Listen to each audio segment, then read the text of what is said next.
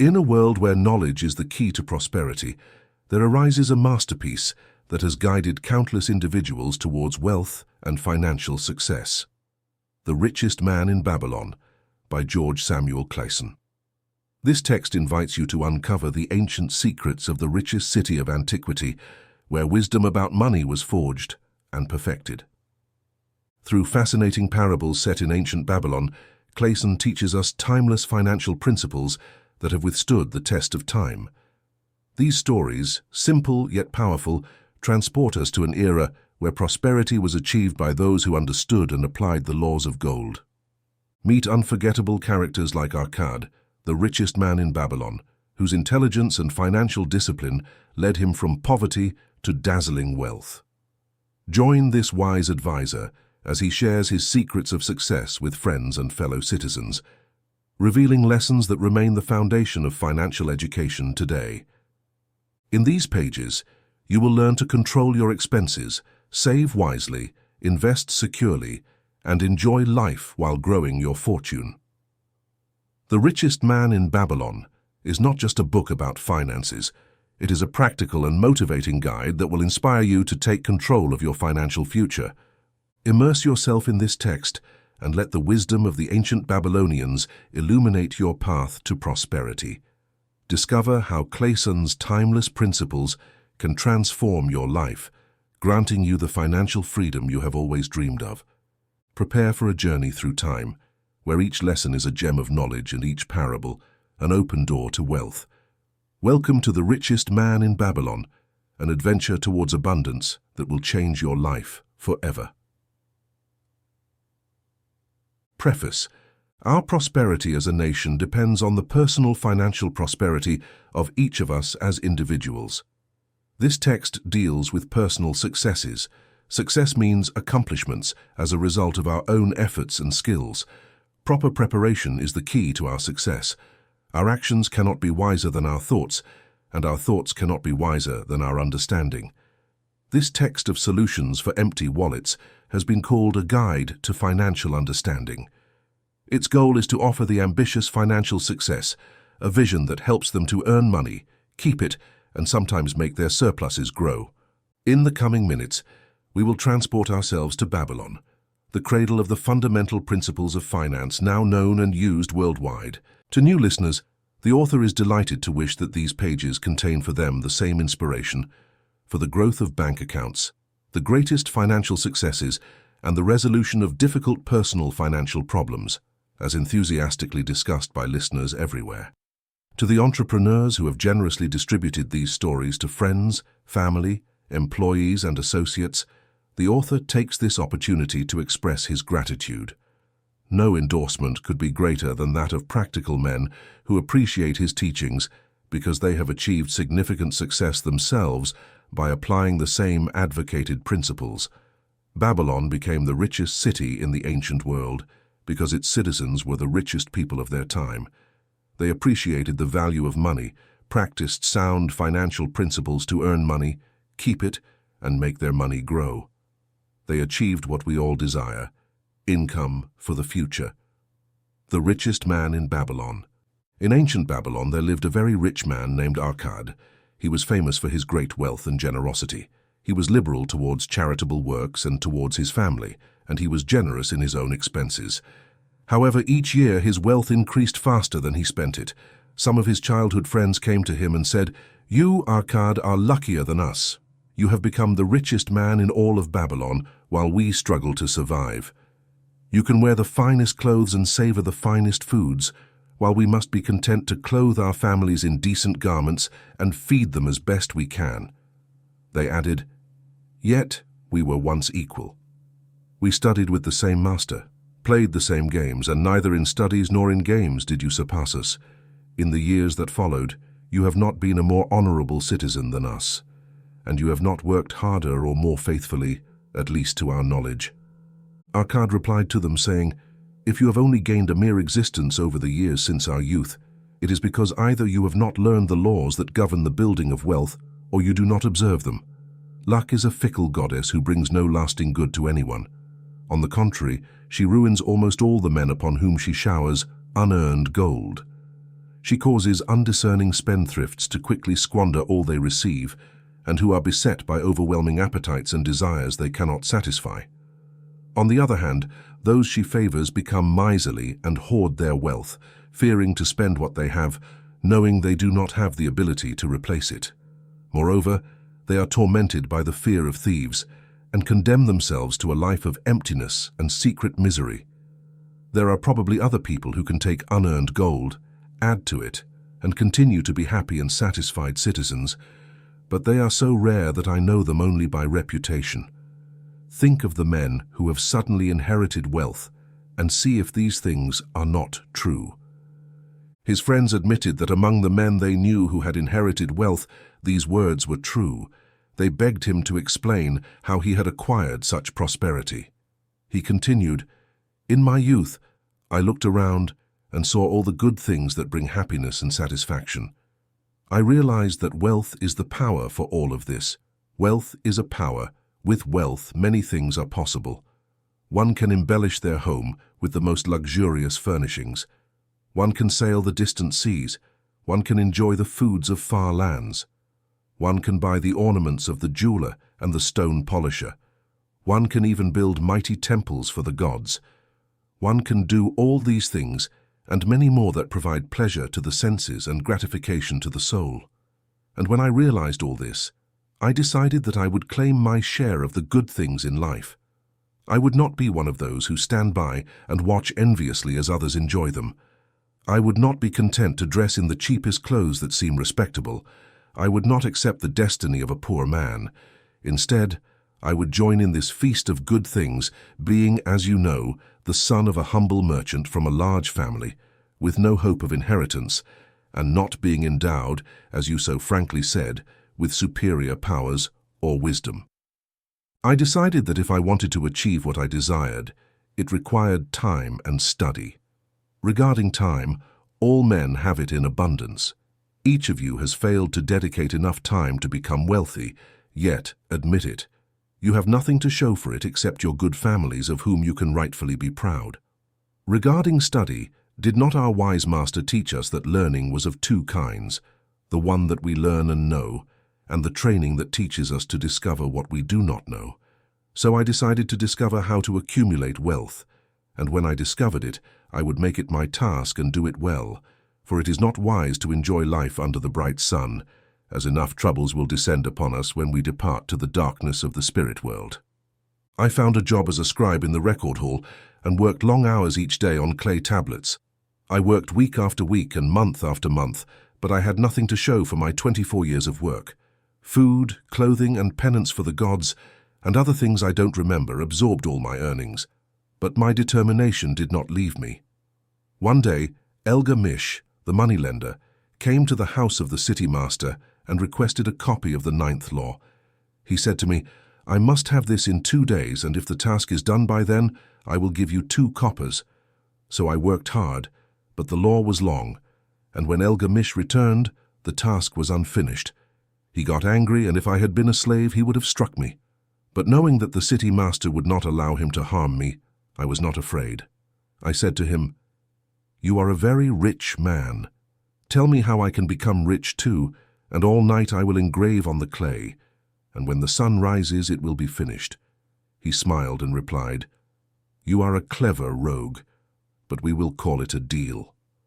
All that night I engraved, even though my back hurt and the smell of the wick made my head ache until my eyes could barely see. But when he returned at dawn, the tablets were complete. 'Now tell me what you promised me.' 'You have done your part of our deal, my son,' he said kindly, 'and I am ready to do mine. I will reveal to you the things you want to know, for I am getting old, and an aged tongue loves to be in motion. And when youth comes to age seeking advice, it receives the wisdom of the years. But too often, youth thinks that old age knows only the wisdom of days gone by, and that is why it does not benefit from it. But remember, it is the same sun that shines today, the same sun that shone when your father was born, and it will continue to shine when your last grandson passes into darkness. The thoughts of youth,' he continued, "are like bright lights that shine like meteors that often light up the sky. But the wisdom of age is like fixed stars that shine unalterably, which the sailor can use to guide his way. Pay close attention to my words, for if you do not, you will not understand the truth I'm going to tell you. You will think that your night's work was in vain." Then he looked at me shrewdly under his bushy eyebrows and said in a low and firm tone, "I found the path to wealth when I decided that a part of all I earned was mine to keep, and you will do the same." Then he continued to look at me with a gaze that I could feel piercing through me, but he said nothing more. "Is that all?" I asked. "It was enough to turn a shepherd's heart into that of a moneylender," he replied. "But all that I earn is mine, isn't it?" I asked. "Far from it," he replied. "Do you not pay the garment maker? Do you not pay the sandal maker? Do you not pay for what you eat? Can you live in Babylon without spending? Do you have anything to show for your earnings from the last month of the past year? What about the year before, you fool? You pay everyone but yourself, fool. You work for others as if you were a slave, and you work for what your master gives you to eat and wear. If you kept 1/10 of all you earn, how much would you have in 10 years? My knowledge of numbers failed me, and I replied, "All that I earn in 1 year." "You only speak half the truth," he retorted. "Every gold coin you save is a slave working for you. Every copper you earn is like a child who can also earn for you. If you want to be rich, then what you save must earn, and its children must earn, so that all may help you acquire the abundance you desire." "Do you think I am deceiving you with your long night of work?" he continued. "But I would pay you 1,000 times more if you have the intelligence to understand the truth I offer you. A part of all you earn is yours to keep. It should be no less than 1/10 no matter what you earn. It can be as much as you can afford. Pay yourself first. Do not spend more on the garment maker or the sandal maker than you can pay with the rest, and even then you will have enough for food, charity, and penance to the gods. Wealth, like a tree, grows from a small seed. The first copper you save is the seed from which your wealth tree will grow. The sooner you plant that seed, the sooner the tree will grow, and the more faithfully you nourish and water that tree with consistent savings, the sooner you will enjoy the satisfaction under its shade." So he said, taking his tablets and leaving. I thought much about what he had said, and it seemed reasonable to me. So I decided to try it. Every time I was paid, I took 1 copper out of 10 and hid it. Strangely, I was not short of funds as before. I didn't notice much difference because I managed without it, but often I was tempted, as my treasure began to grow, to spend it on some of the fine things the merchants displayed, brought by camels and ships from the land of the Phoenicians. But I wisely refrained. 12 months after Elgamish's departure, he returned and said to me, "Son, have you paid yourself at least 1/10 of all you earned in the past year?" "Yes, master, I have," I replied proudly. "That's good," he said, beaming. "And what have you done with it?" "I gave it to Asmur, the shield maker, who told me he travelled by distant seas, and that in Tyre he would buy for me rare jewels from the Phoenicians. When he returns, we will sell them at high prices, and we will share the profits." "Every fool must learn," he grumbled. "But why trust a shield maker's knowledge about jewels? Would you go to the baker for advice on the stars? No, you would go to the astronomer. If you had the power to think, your savings would have disappeared, young man. You have uprooted your wealth tree, but plant another. Try again, and next time, if you want advice on jewels, go to the jewel merchant. If you want to know the truth about sheep, go to the shepherd. Advice is something given freely, but be cautious to take only what is worth having. He who takes advice on his savings from one inexperienced in such matters will pay with his savings to prove the falseness of their opinions." And with that, he left, and it was as he said, for the Phoenicians are scoundrels, and they sold Asmur worthless pieces of glass that looked like gems. But as Elgamish had ordered, I began saving 1/10 of every copper again, for now I had developed the habit, and it was no longer difficult. 12 months later, Elgamish came to the scribe's hall and addressed me. "What progress have you made since I last saw you?" "I have faithfully paid myself," I replied, "and I have entrusted my savings to Ger, the shield maker, to buy bronze, and every 4 months he pays me rent." "That's good, and what do you do with the rent?" "I hold a grand feast with honey, fine wine, and spiced cakes. I also bought a scarlet tunic, and one day I will buy a young donkey to ride." At this, Elgamish mocked and laughed. "You eat the children of your savings. Then how do you expect them to work for you, and how can they have children that work for you too? First, acquire an army of golden slaves, and then you can enjoy many rich banquets without regret." And with that he left again. I did not see him for 2 years. When he returned, his face was marked with deep wrinkles, and his eyes drooped, for he was becoming a very old man. He said to me, "Arkad, have you achieved the wealth you dreamed of?" "Not yet all that I wish, but I have something, and it earns more, and its earnings earn more," I replied. "And do you still follow the advice of brickmakers on brickmaking?" "They give good advice," replied Arkad. "You have learned your lessons well. First, you learned to live with less than you could earn. Then, you learned to seek advice from those who, by their own experience, were competent to give it. And finally, you learned to make gold work for you. You have learned to acquire money, to keep it, and to use it. Therefore, you are competent for a position of responsibility. I am becoming old. My children think only of spending, and think not of earning. My interests are vast, and I fear there is too much to manage. If you go to Nippur and take care of my lands there, I will make you my partner, and you will share my wealth." So I went to Nippur and took charge of his vast properties. Being filled with ambition and mastering the 3 laws for successfully managing wealth, the value of his properties increased significantly. I prospered greatly, and when Elgamish's spirit departed to the realm of darkness, I shared his wealth as he had arranged according to the law. Thus Arkad spoke, and when he finished his tale, one of his friends said, "You were indeed lucky that Elgamish made you his heir."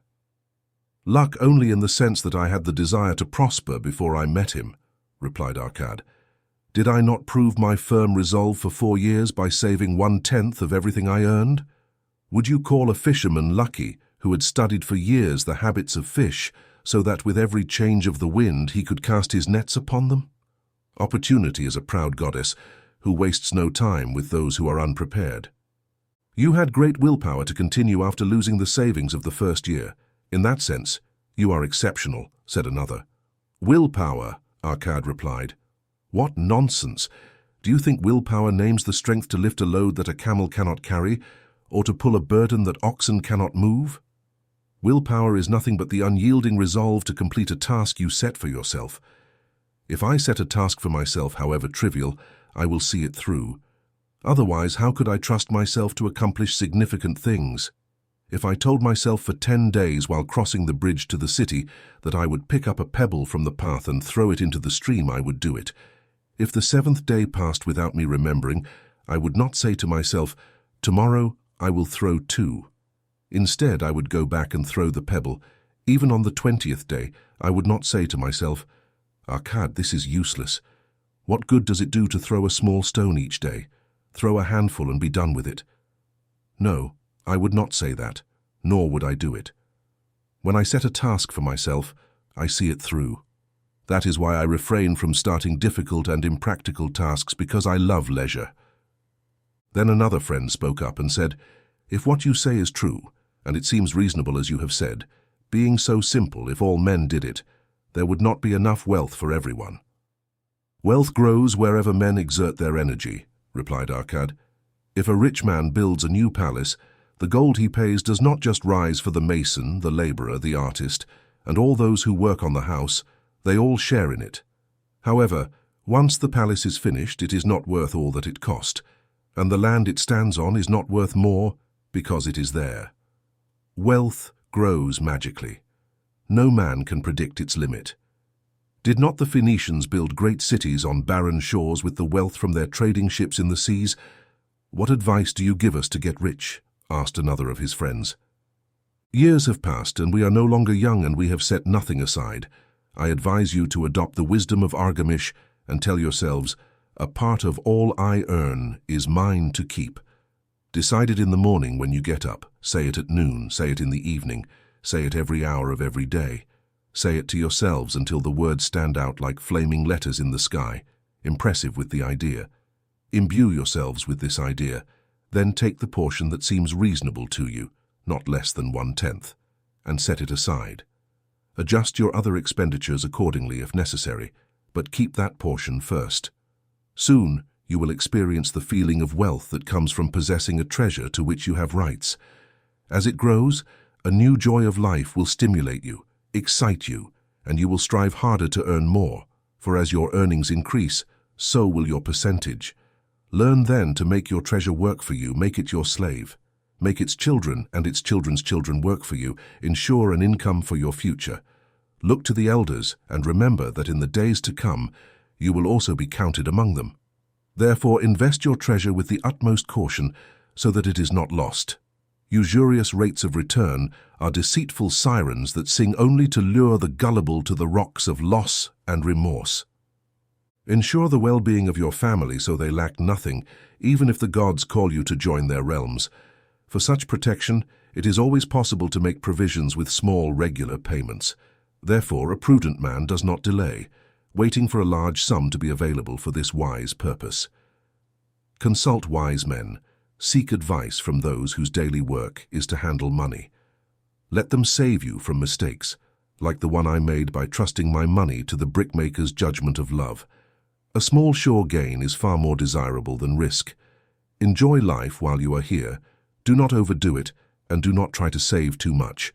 If 1/10 of all you earn is the maximum you can comfortably save, be content with that portion. For the rest, live according to your income, and do not be stingy.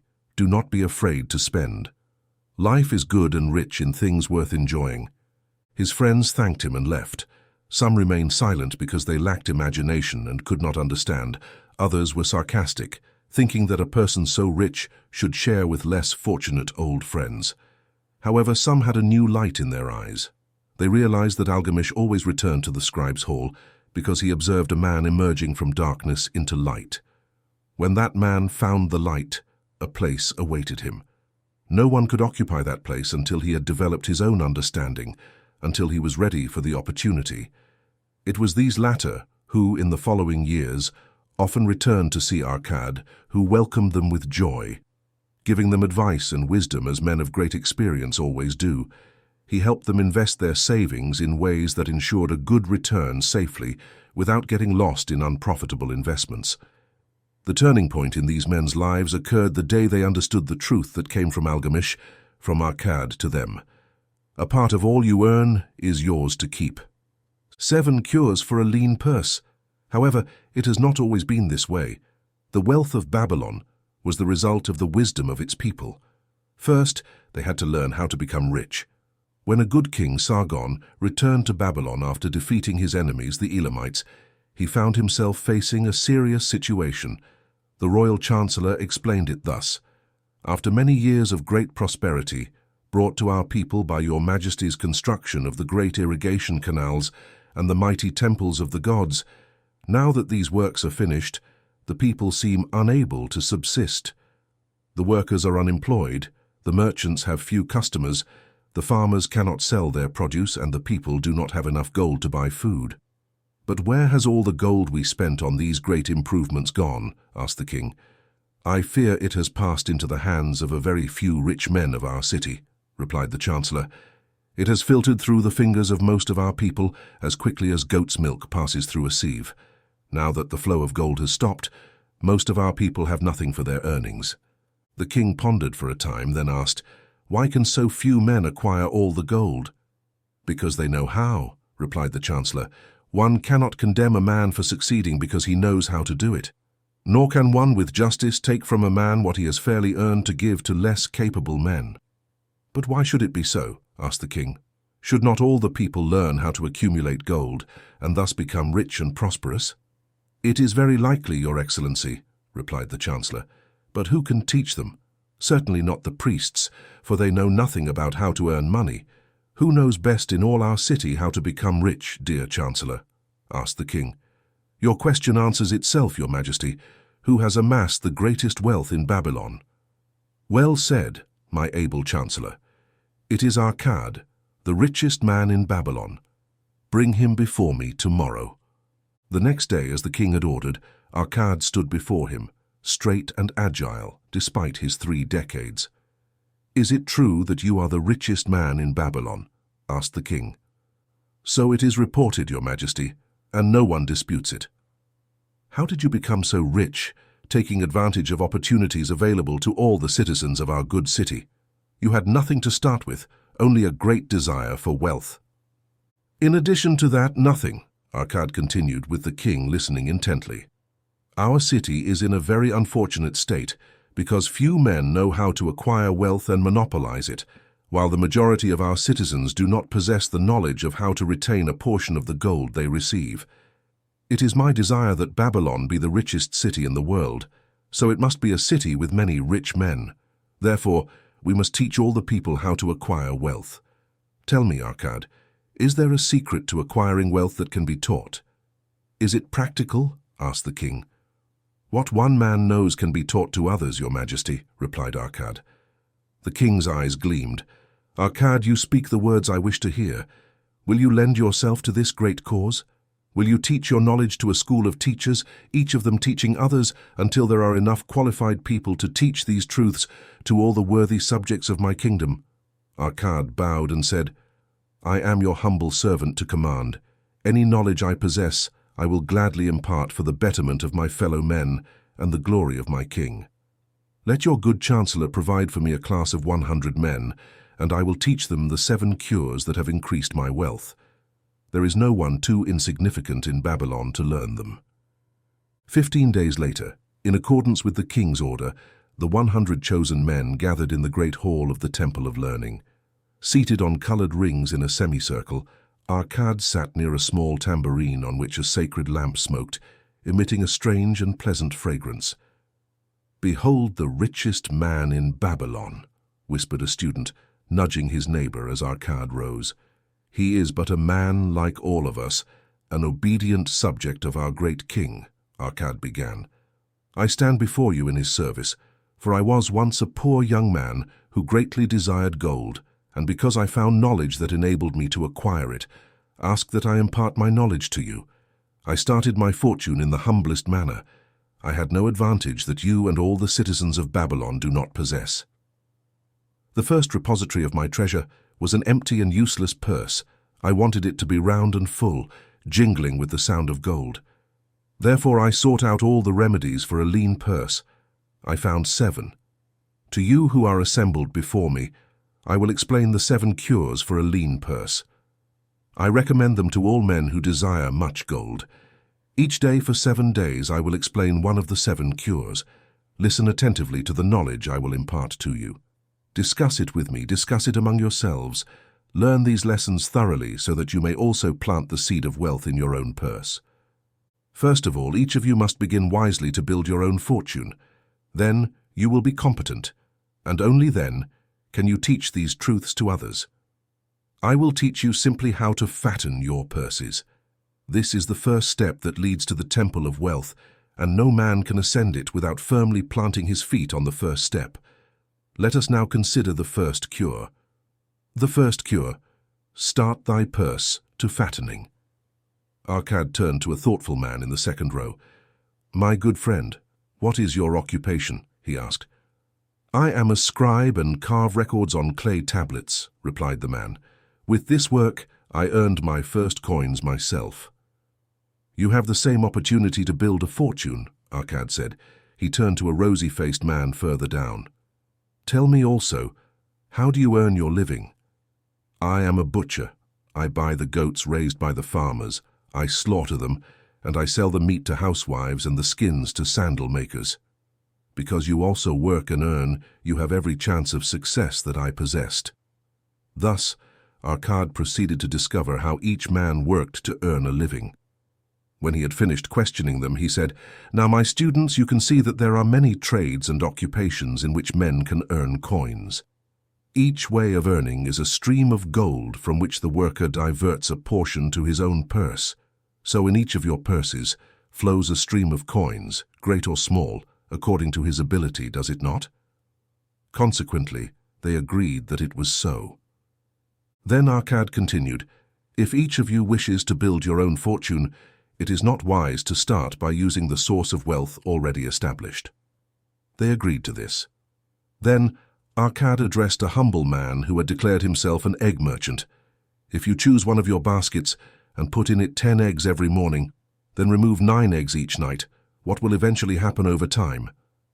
It will overflow, replied the man. Why? Because every day I put in 1 more egg than I take out. Arcade turned to the class with a smile.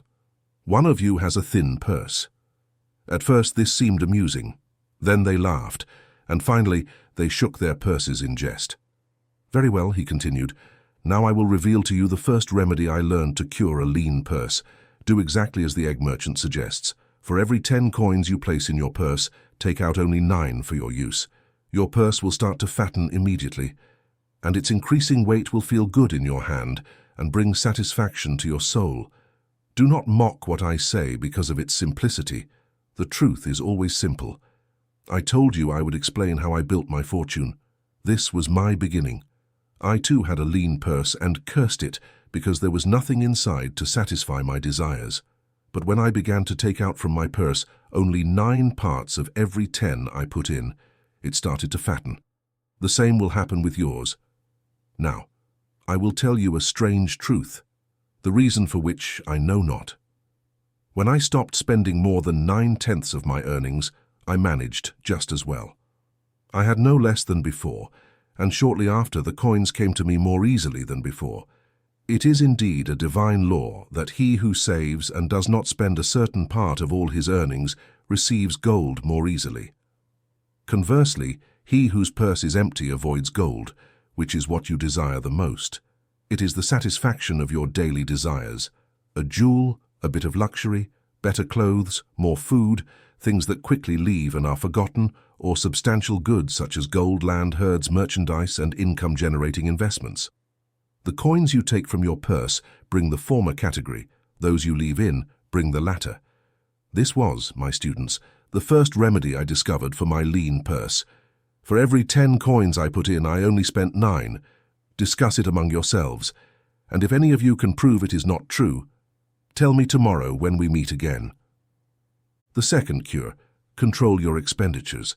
Some of my students have asked me, how can a man set aside 1/10 of all he earns into his humble purse when all the coins he earns are not enough for his needs?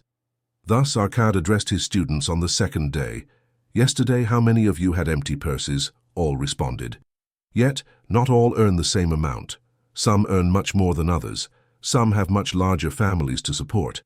But all purses are equally lean. Now I will tell you an unusual truth about men and the sons of men. What each of us calls our necessary expenses will always grow to equal our incomes, unless we protest against it. Do not confuse necessary expenses with your desires. Each of you, with his good families, has more desires than his income can satisfy. Therefore, your earnings are spent to satisfy these desires as much as possible. However, you retain many unsatisfied desires. All men are burdened with more desires than they can satisfy with their wealth. Do you think I can satisfy all my desires? That is a misconception.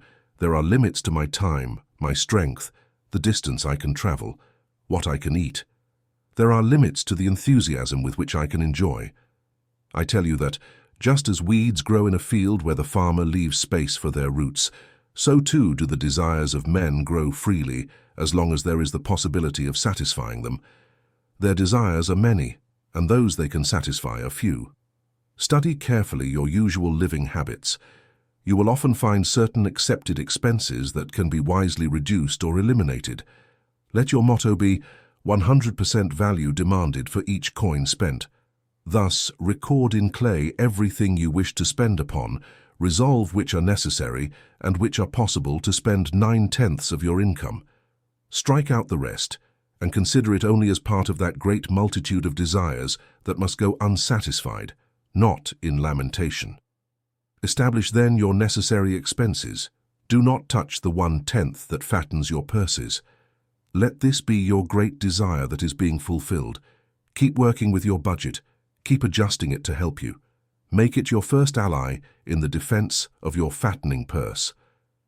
At that moment, one of the students wearing a red and gold tunic stood up and said, I am a free man. I believe I have the right to enjoy the good things in life. Therefore, I protest against the slavery of a budget that dictates how much I can spend and on what. I believe it would take much of the pleasure out of my life and turn me into little more than a support for a bank. Arcade replied to him, My friend, who would determine your budget? I would, replied the dissenter. In that case, if a pack donkey were to set its own load budget, Would it include jewels, carpets, and heavy gold bars? No, it would include hay and grain and a water gourd for the desert path. The purpose of a budget is to help fatten your purse, to help you meet your needs and, as far as possible, your other desires. It allows you to realize your most precious desires by defending them from your occasional whims, like a bright light in a dark cave. Your budget shows the leaks in your purse and allows you to stop them, to control your spending for defined and rewarding purposes. This is the second remedy for a lean purse. Make a budget for your expenses to have coins to pay for your needs, to pay for your pleasures, and to gratify your precious desires without spending more than 9/10 of your earnings. The third remedy, make your gold multiply. Behold, your lean purse fattens. Be disciplined to leave 1/10 of all you earn in it. You have controlled your expenditures to protect your growing treasure. Next, we will consider the means to put your treasure to work and increase the gold in your purse. It is gratifying to possess and satisfies a rodent soul, but it earns nothing. The gold we can retain from our earnings is only the beginning. The earnings we can make will build our fortune. Thus spoke Arcad on the third day to his class, "How can we put our gold to work?" My first investment was unfortunate, for I lost it all. I will tell you that story later. My first profitable investment was a loan I made to a man named Agar, a shield maker. Once a year he bought large shipments of bronze from across the sea to use in his trade. Not having enough capital to pay the merchants, he borrowed from those who had spare coins. He was an honorable man, and he repaid his loans with generous rent when he sold his shields. Each time I lent to him, he returned to me also the rent he had paid me. Thus, not only did my capital increase, but also his gains. The most gratifying was that these sums returned to my purse.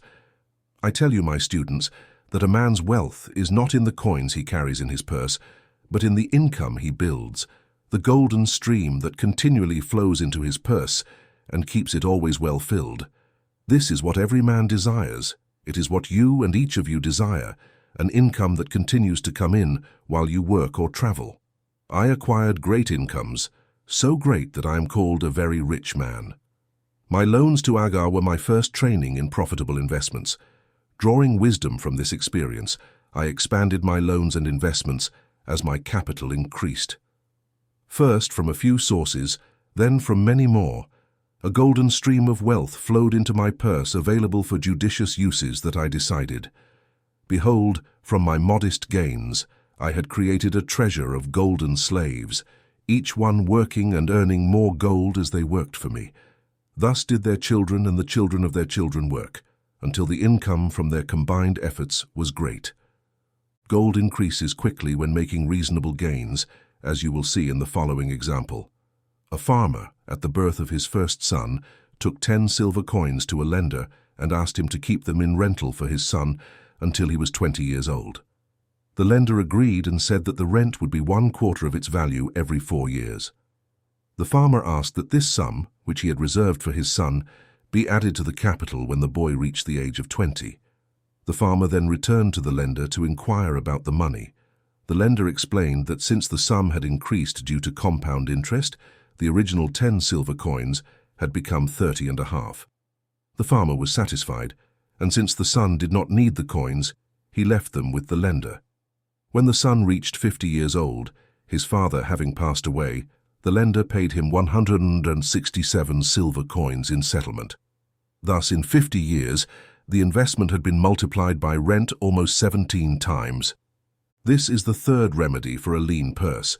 Put every coin to work so it produces its offspring, like the herds in the field, and contributes to bringing in income, a stream of wealth that constantly flows into your purse.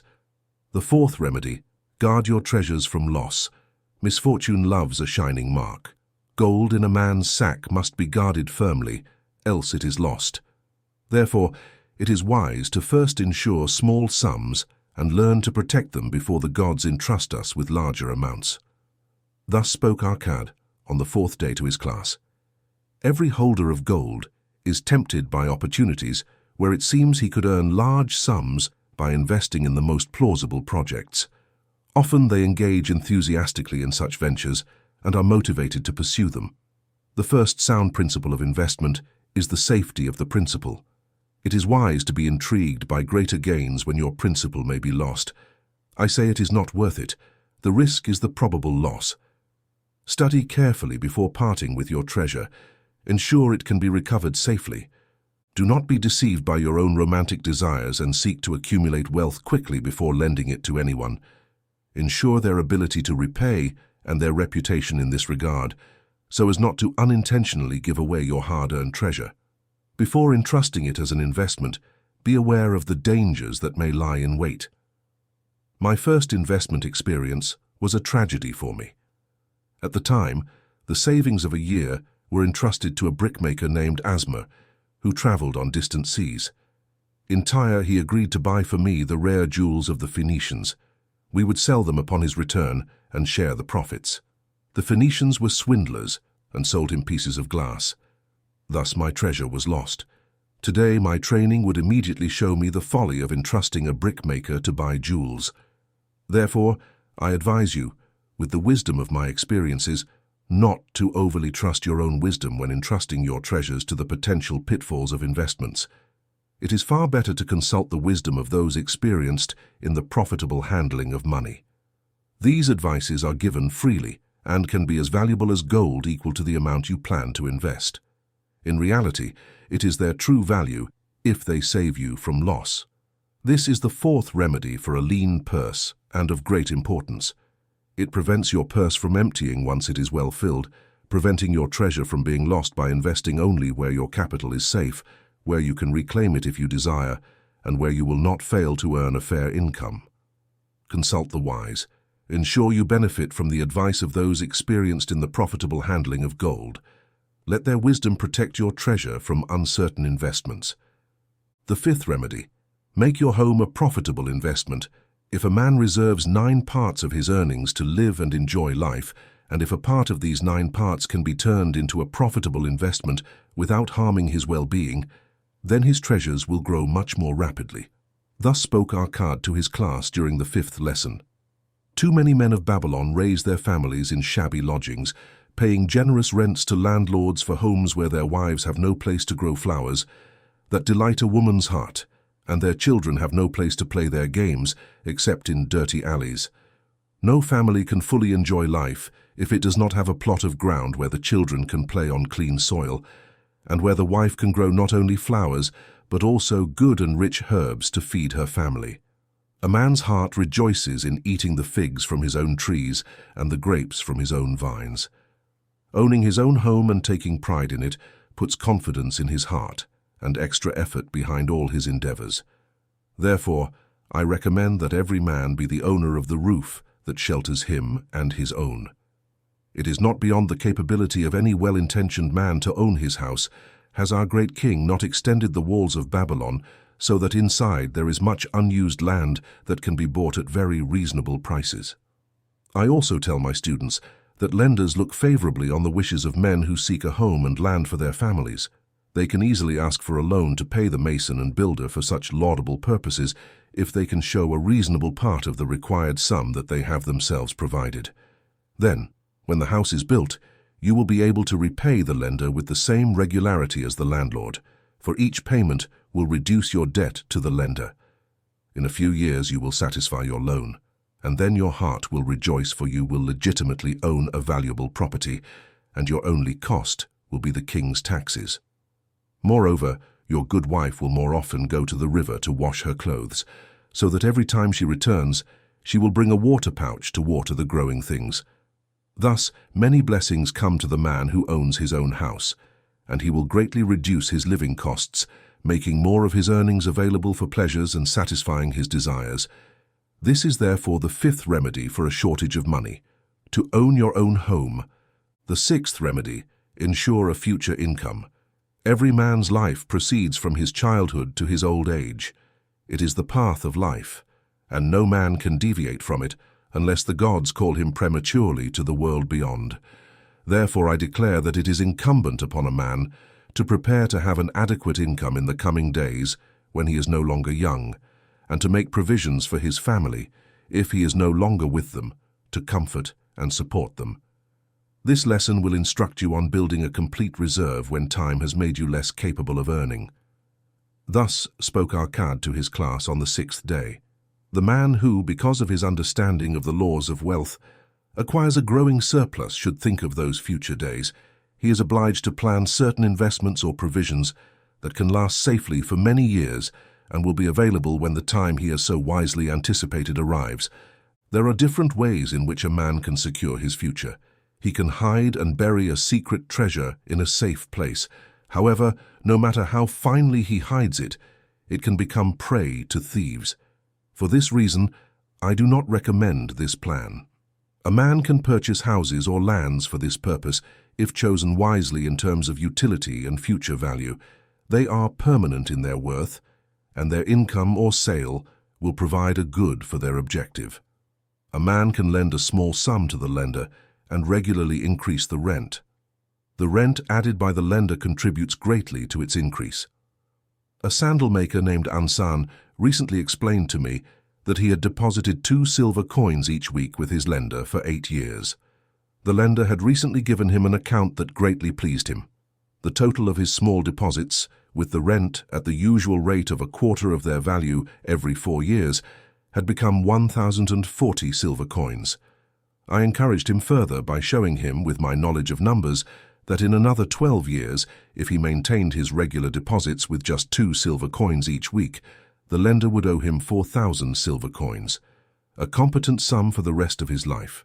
Certainly, when such a small payment made regularly produces such profitable results, no man can afford not to secure a treasure for his old age and the protection of his family. No matter how prosperous his business and investments are, I would like to be able to say something more about it. In my mind, it rests on the belief that one day wise men will conceive a plan for insurance against death, where many men will pay a small, insignificant amount regularly, and all will provide a generous sum to the family of each member who crosses the line. It is something I see as desirable and would strongly recommend. But today it is not possible, because it must go beyond the life of any man or any society to work. It must be as stable as the king's throne. One day, I feel that this plan will already be a reality and will be a great blessing to many men. Even the first small payment will provide a modest fortune to a family member in the event of death. But as we live today, and not in the days to come, we must use these means and ways to achieve our goals. Therefore, I recommend to all men to provide, through wise and well-thought-out methods, a reserve for their mature years. For a lean and empty purse for a man who can no longer earn money, or for a family without its leader, it is a painful tragedy. This is therefore the 6th remedy for a shortage of money, to provide for the needs of your growing old age and the protection of your family.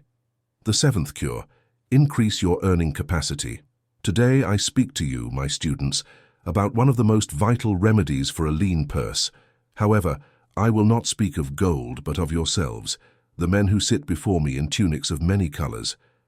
I will speak of the things that are in the minds and lives of men, and that act for or against their success.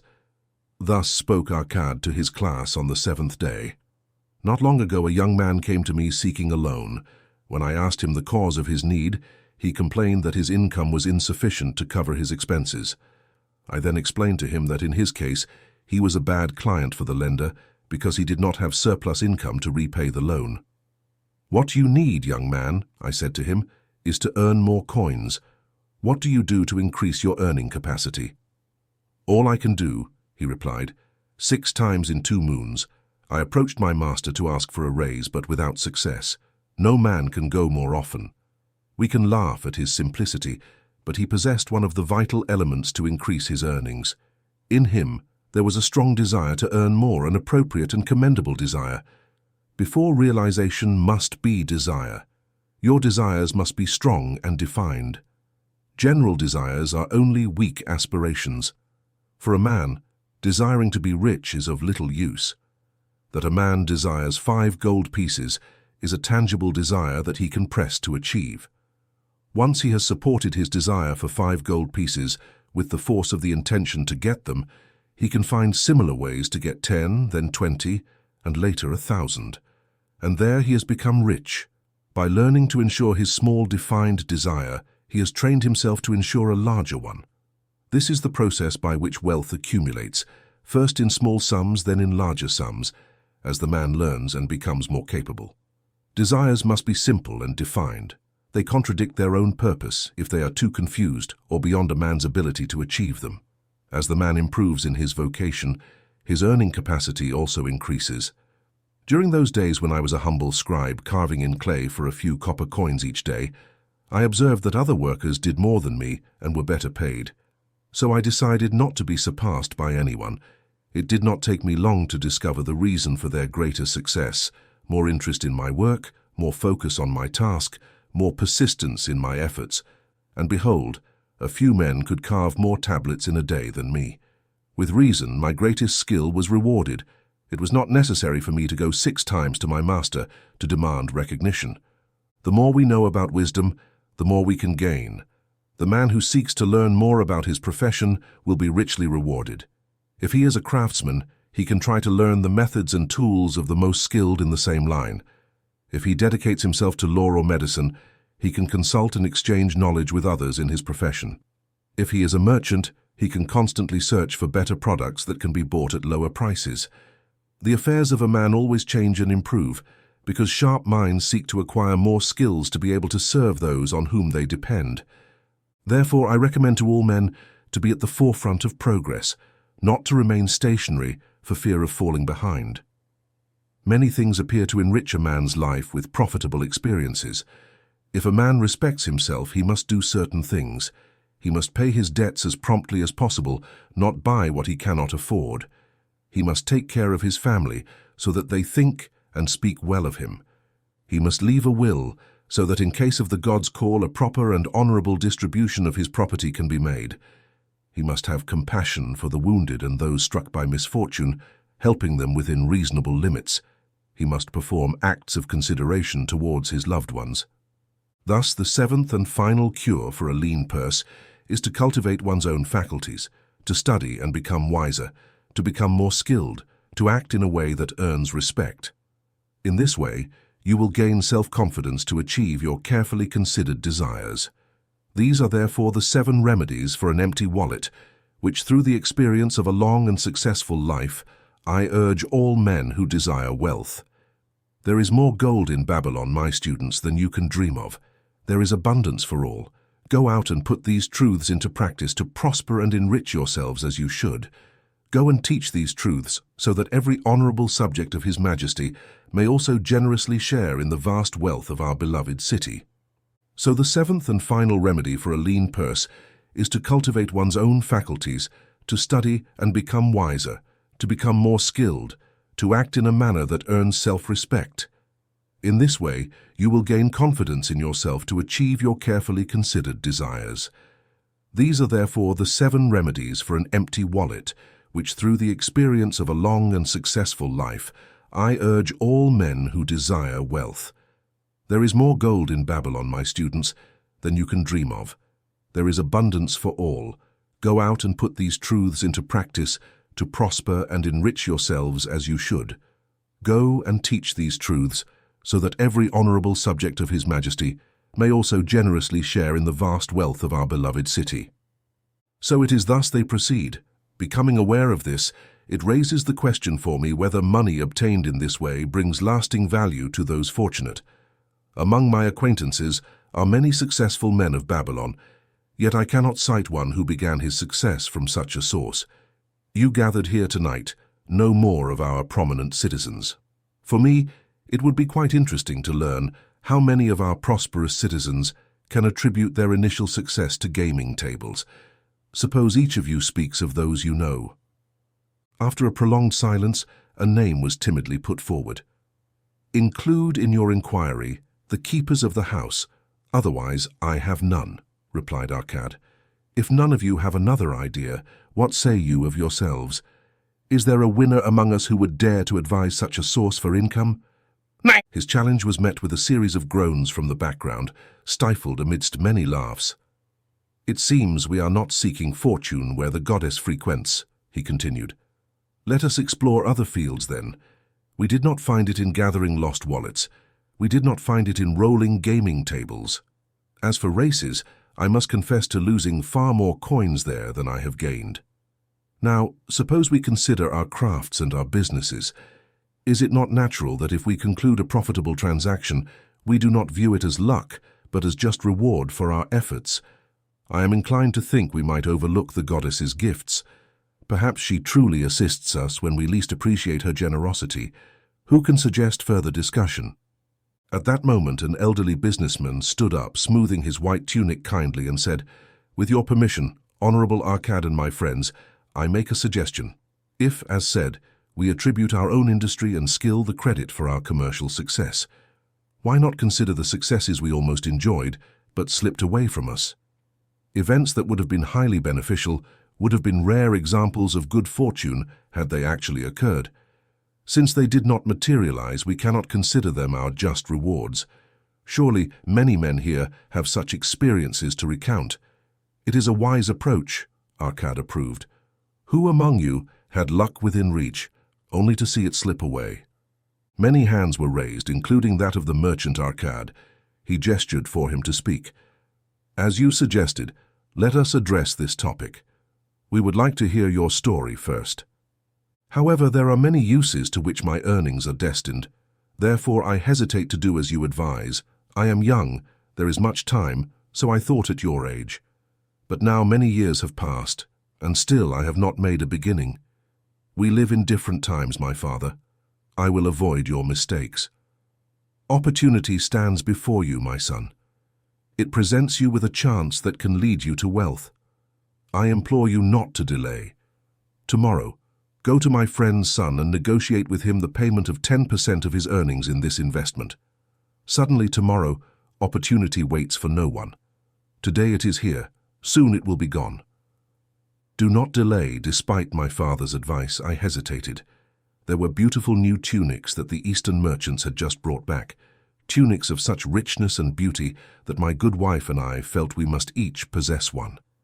We would have to pay 1/10 of my earnings to the enterprise. We should deprive ourselves of these pleasures and others that we deeply desired. I delayed the decision until it was too late, and I repented afterwards. The enterprise proved to be more profitable than anyone had predicted. That is my tale of how I let good fortune slip away. In this tale, we see how good fortune waits for the man to accept opportunity. A dark-skinned man from the desert commented, "For building a heritage, there must always be a beginning. This beginning can be a few pieces of gold or silver that a man turns aside from his earnings for his first investment. I myself own many herds. The beginning of my herds I made when I was a mere boy, and bought a young calf with 1 piece of silver. This being the beginning of my wealth, it was of great importance for me to take the first step in building a heritage. This is the best chance a man can have.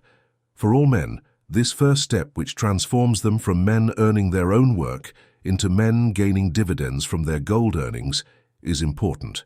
Some fortunately do it when they are young and thus surpass those who do it later, or those unfortunate men like the father of this merchant who never do it. If our friend, the merchant, had taken this step at his young age, when this opportunity presented itself today, he would be blessed with much more of this world's goods. If our friend, the weaver of fabrics, is pushed by good fortune to take this step at this moment, it will indeed be only the beginning of a much greater fortune. Thank you, I also like to speak." A foreigner from another country stood up.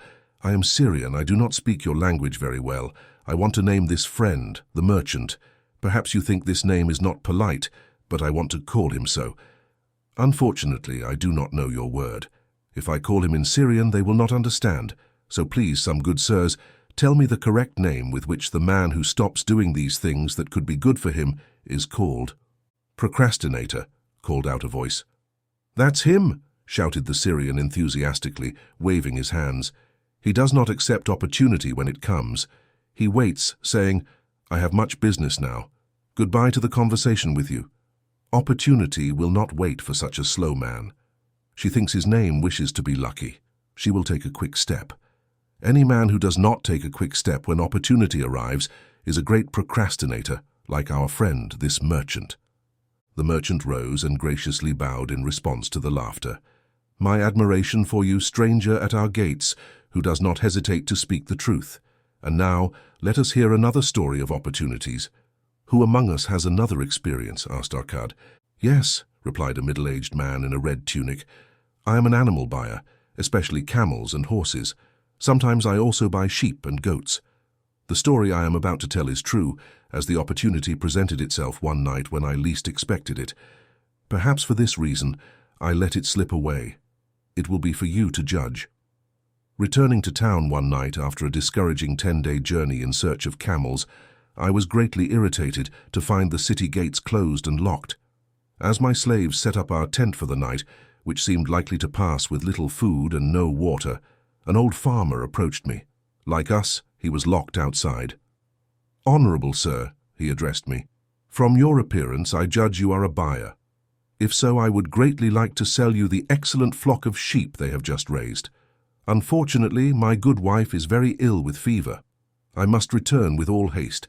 Buy my sheep so that my slaves and I can mount our camels and return without delay." It was so dark that I could not see his flock, but from their bleating I knew they must be large.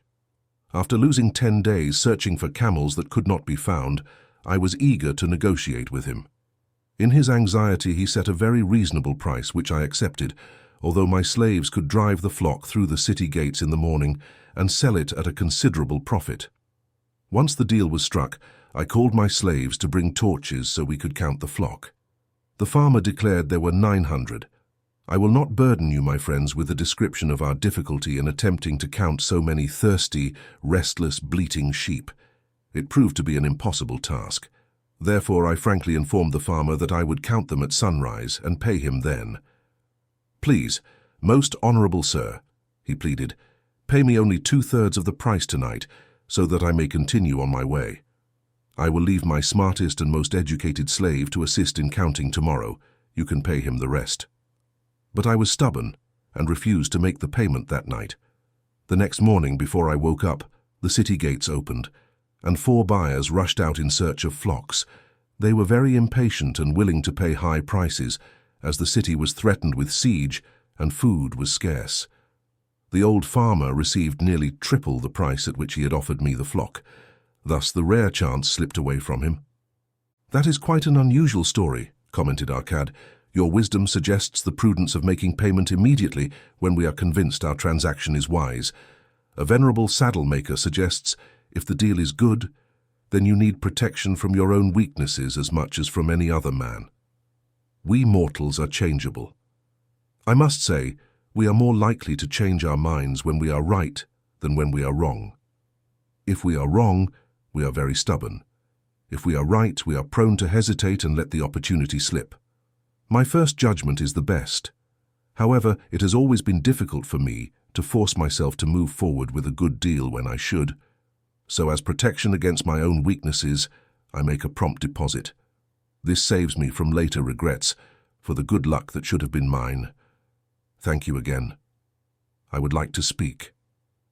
The Syrian rose again. These stories are so alike every time opportunity flies away, for the same reason every time it comes to a procrastinator with good plans. Every time they doubt, they do not say, "Now is the best time, let's do it quickly." How can men succeed in this way? "Wisdom is yours, my friend," replied the buyer. "Good luck flees procrastination in these 2 stories. However, this is not unusual.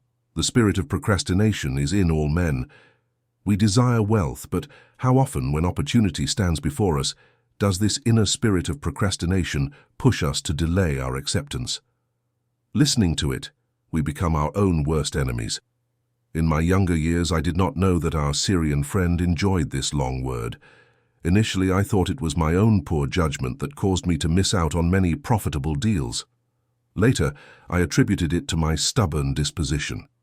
Finally, I recognized it was a habit of unnecessary delay, where swift and decisive action was needed. As he did once his true nature was revealed, with the bitterness of a wild ass tethered to a cart, I freed myself from this enemy of my success. "Thank you. I like to ask, Mr. Merchant," spoke the Syrian. "You wear fine clothes, not like those of a poor man. You speak like a successful man.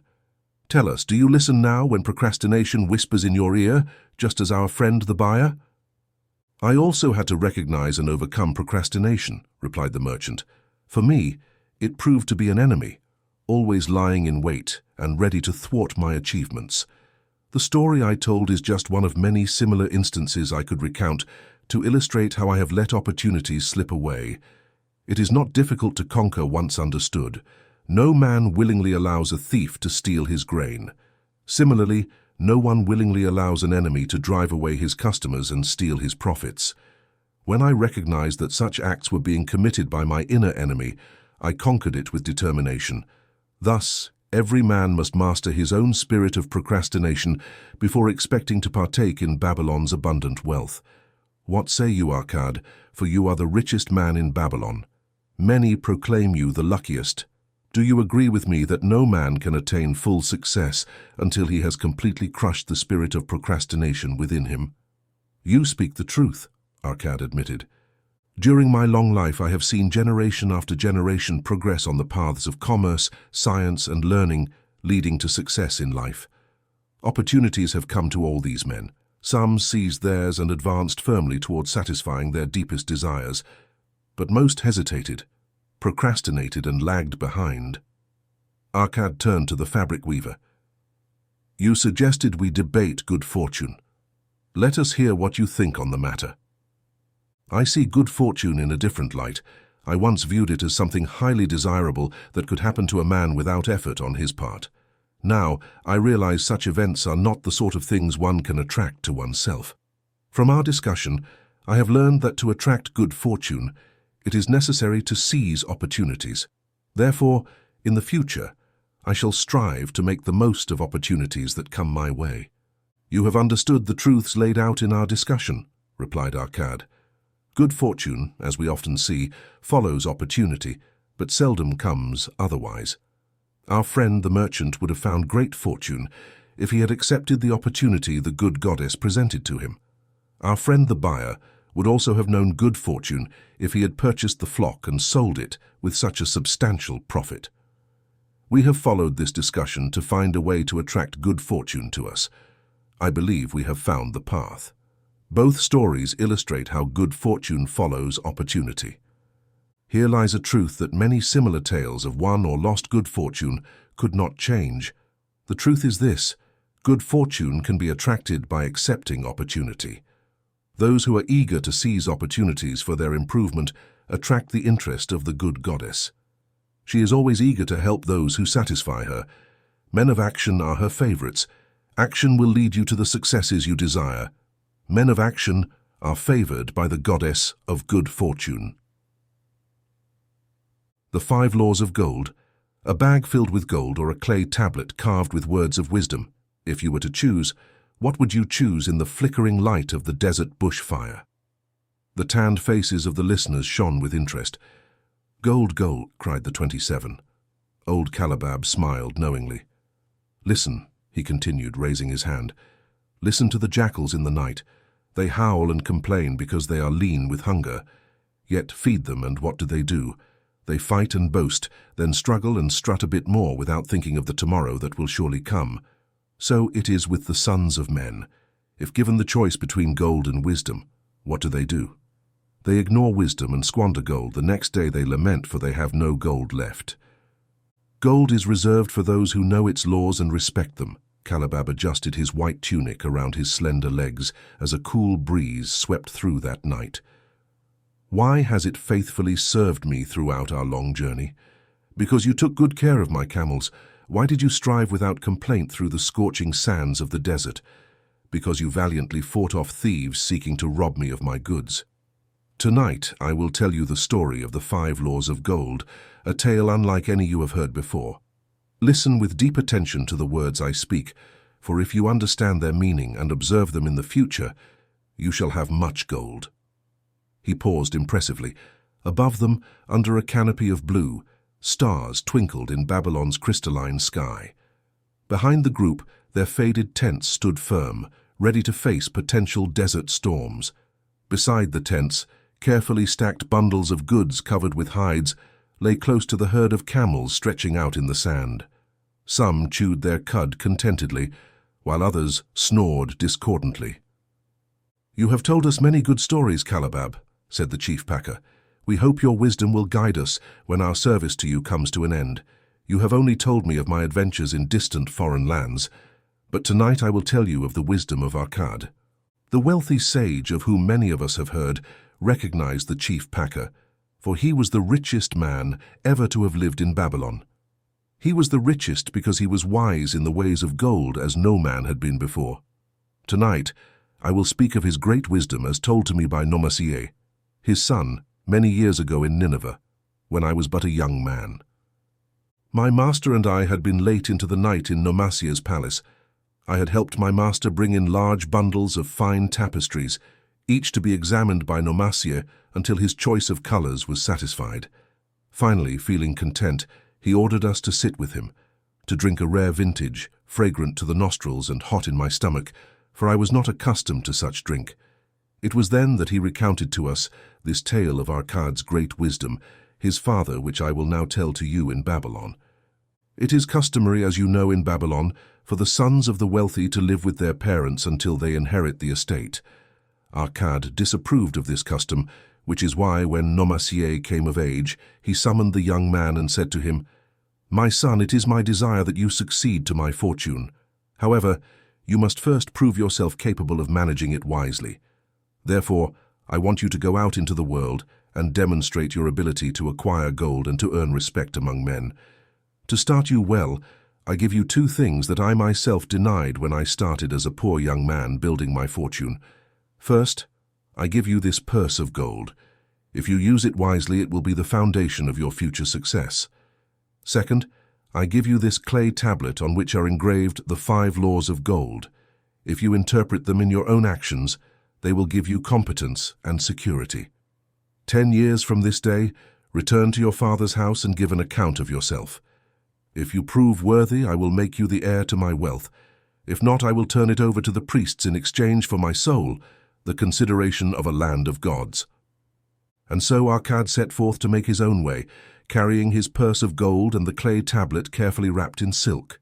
His slave and the horses they rode passed the agreed-upon 10 years, and when he returned to his father's house, a great feast was held in his honor, to which many friends and relatives were invited. Once the feast was over, the father and mother appeared on their thrones on one side of the great hall, and Nomasye stood before them to give an account of himself as he had promised his father. It was night, the hall filled with smoke from the wicks of the oil lamps that dimly lit it. Slaves dressed in white jackets and tunics rhythmically fanned the humid air with long palm leaf stems. A majestic dignity colored the scene. Nomasye's wife and 2 young children, along with friends and other family members, sat on rugs behind him, listening attentively. "My father," he began with deference, "I bow before your wisdom. 10 years ago, as I stood on the threshold of maturity, you asked me to go out and become a man among men, instead of remaining a vassal to your fortune. You generously gave me your gold. You generously gave me your wisdom of gold. I must admit, the management of it was disastrous. Indeed, it slipped from my inexperienced hands like a wild hare escapes the young man who captures it at the first opportunity." The father smiled indulgently. "Continue, my son. I am interested in every detail of your story." Determined to go to Nineveh, a growing city, believing I could find opportunities there, I joined a caravan and forged many friendships, among them 2 eloquent men who owned a magnificent white horse as swift as the wind. During our journey, they confided in me with great trust that in Nineveh there was a wealthy man who owned a horse so fast it had never been beaten. Its owner believed no living horse could run faster than his. Therefore he bet any amount, no matter how large, that his horse was faster than any in Babylon. Compared to his horse, my friend said, I was merely a clumsy donkey that could easily be beaten. They offered me, as a great favor, to allow me to join them in a bet. I got caught up in the scheme. Our horse was mistreated, and I lost much of my gold. Later, I discovered it was a deceitful scheme of these men, who traveled constantly with caravans seeking victims. The man from Nineveh was their accomplice, and shared with them the bets he won. This cunning trick taught me my first lesson in self-protection. Soon after, I encountered another bitter experience. In the caravan, there was another young man with whom I befriended. He was the son of wealthy parents and, like me, was traveling and seeking a suitable place.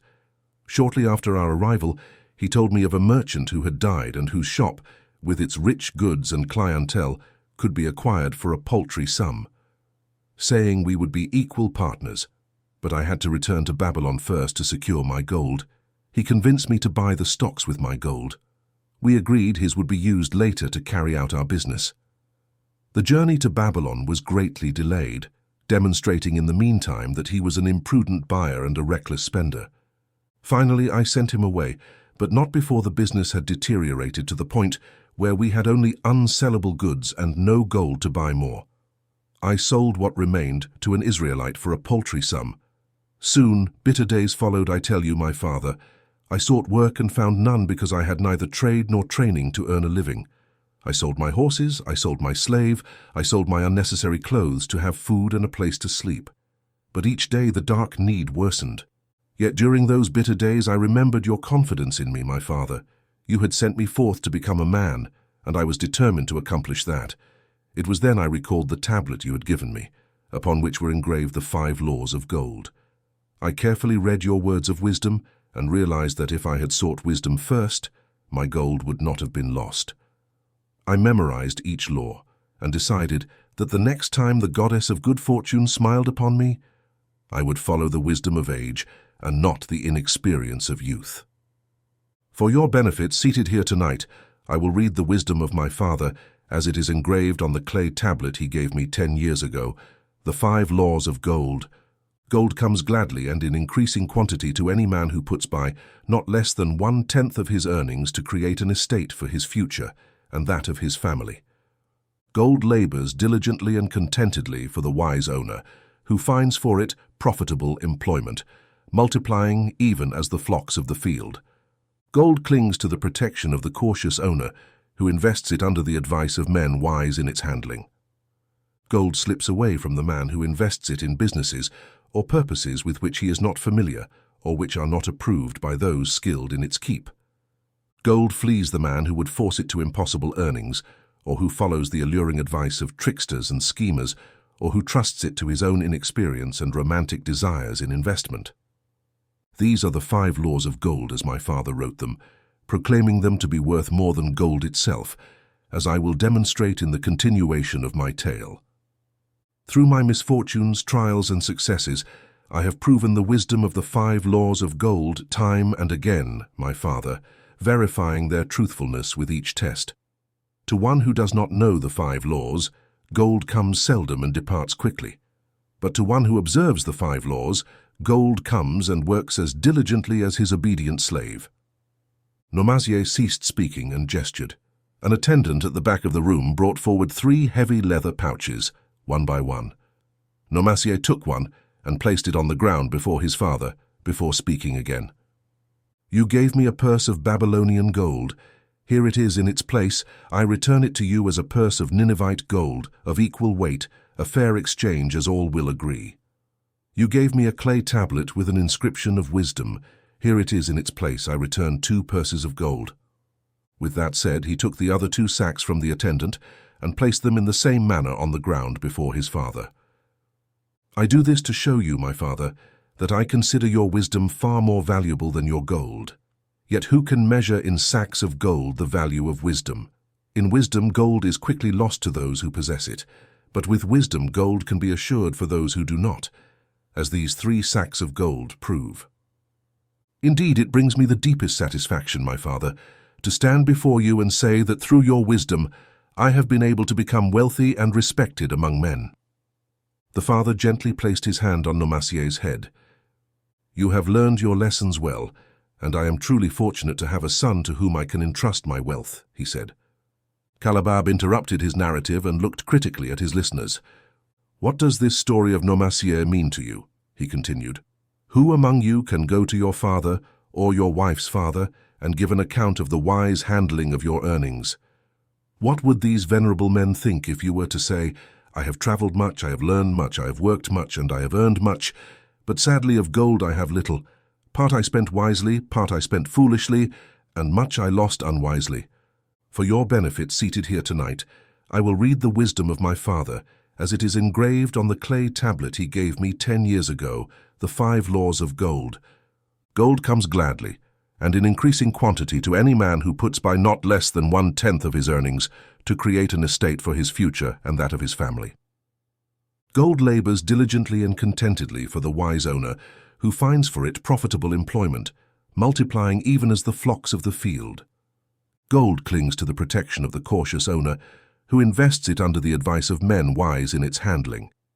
Gold slips away from the man who invests it in businesses or purposes with which he is not familiar or which are not approved by those skilled in its keep. Gold flees the man who would force it to impossible earnings, or who follows the alluring advice of tricksters and schemers, or who trusts it to his own inexperience and romantic desires in investment. These are the 5 laws of gold as my father wrote them, proclaiming them to be worth more than gold itself, as I will demonstrate in the continuation of my tale. Through my misfortunes, trials, and successes, I have proven the wisdom of the 5 laws of gold time and again my father, verifying their truthfulness with each test. To one who does not know the 5 laws, gold comes seldom and departs quickly. But to one who observes the 5 laws, gold comes and works as diligently as his obedient slave. Noirmoutier ceased speaking and gestured. An attendant at the back of the room brought forward 3 heavy leather pouches one by one. Noirmoutier took one and placed it on the ground before his father before speaking again. "You gave me a purse of Babylonian gold. Here it is in its place. I return it to you as a purse of Ninevite gold, of equal weight, a fair exchange as all will agree. You gave me a clay tablet with an inscription of wisdom. Here it is in its place. I return 2 purses of gold." With that said, he took the other 2 sacks from the attendant and placed them in the same manner on the ground before his father. "I do this to show you, my father, that I consider your wisdom far more valuable than your gold. Yet, who can measure in sacks of gold the value of wisdom? In wisdom, gold is quickly lost to those who possess it, but with wisdom, gold can be assured for those who do not, as these 3 sacks of gold prove. Indeed, it brings me the deepest satisfaction, my father, to stand before you and say that through your wisdom, I have been able to become wealthy and respected among men." The father gently placed his hand on Noirmoutier's head. "You have learned your lessons well, and I am truly fortunate to have a son to whom I can entrust my wealth," he said. Calabab interrupted his narrative and looked critically at his listeners. "What does this story of Noirmoutier mean to you?" he continued. "Who among you can go to your father or your wife's father and give an account of the wise handling of your earnings? What would these venerable men think if you were to say, 'I have traveled much, I have learned much, I have worked much, and I have earned much, but sadly, of gold I have little. Part I spent wisely, part I spent foolishly, and much I lost unwisely'? Do you still think it's mere chance that some men have much gold while others have none at all? Then you are mistaken. Men have much gold when they know the 5 laws of gold and follow them. Because I learned these 5 laws in my youth and adhered to them, I became a wealthy merchant. It's not through some strange magic that I accumulated my wealth. Wealth that comes quickly departs just as swiftly. Wealth that stays to bring pleasure and satisfaction to its owner comes gradually because it is a child born of knowledge and persistent intent. Earning wealth is nothing more than a light burden to bear for the thoughtful man. Carrying this burden consistently, year after year, achieves the ultimate goal. The 5 laws of gold offer you a rich reward for their observance. Each of these 5 laws is rich in meaning, and so that you do not overlook them in the brevity of my tale, I will repeat them now. I know them by heart, because in my youth I was able to see their value, and I would not settle for merely knowing the words by rote." He continued to explain the 5 laws of gold, and if analyzed correctly by wise men, they show little chance of gain. Therefore, the inexperienced owner of gold, who trusts his own judgment and invests it in businesses or designs with which he is unfamiliar, often finds his judgment flawed and pays with his treasure for his inexperience. Wise indeed is he who invests his treasures under the advice of men skilled in the ways of gold. The 5th law of gold: gold flees the man who would force it to impossible gains, or who follows the enticing advice of tricksters and schemers, or who entrusts it to his own inexperience and romantic desires of investment. To the new owner of gold always come fanciful proposals that excite like tales of adventure. These seem to endow his treasure with magical powers that will enable him to achieve impossible gains. However, heed the wise, for they truly understand the hidden risks behind any plan aimed at sudden great wealth. Remember the wealthy men of Nineveh who do not risk losing their capital or tying it up in unprofitable investments. Thus ends my tale of the 5 laws of gold. In telling it, I have revealed to you the secrets of my own success. However, these are not secrets, but truths that every man must first learn and then follow if he wishes to stand apart from the crowd who, like you, wild dogs, must each day worry about food. Tomorrow we will enter Babylon. Look, see the fire that burns eternally on the temple of Bel. We are already in sight of the golden city. Tomorrow each of you will have gold that they have also earned through their faithful service. 10 years after this night, what can be said of this gold? If there are among you men who, like Nomassier, use their share of gold to establish for themselves an estate, and have since been wisely guided by the wisdom of Akkad, in 10 years it is certain they will be rich and respected among men. Our wise actions accompany us in life to delight and aid us with the same certainty. Our imprudent actions follow us to torment us. Unfortunately, they cannot be forgotten. At the forefront of the torments that follow us are the memories of things we should have done, of opportunities that presented themselves and we did not seize. Rich are the treasures of Babylon, so rich that no one can count their value in pieces of gold. Each year they grow richer and more precious, just as the treasures of every land are a rich reward awaiting men of purpose who decide to secure their fair share through the strength of their own desires. There is a magical power, and this power, with your knowledge of the 5 laws of gold, will share with you the treasures of Babylon. The Babylonian gold lender Rodan, a lance-maker from old Babylon, carried so much gold in his leather wallet joyfully down the king's road from his majesty's liberal palace. The gold tinkled happily as the wallet at his waist swung with every step, the sweetest music he had ever heard. 50 pieces of gold, all his own. He could scarcely believe his luck.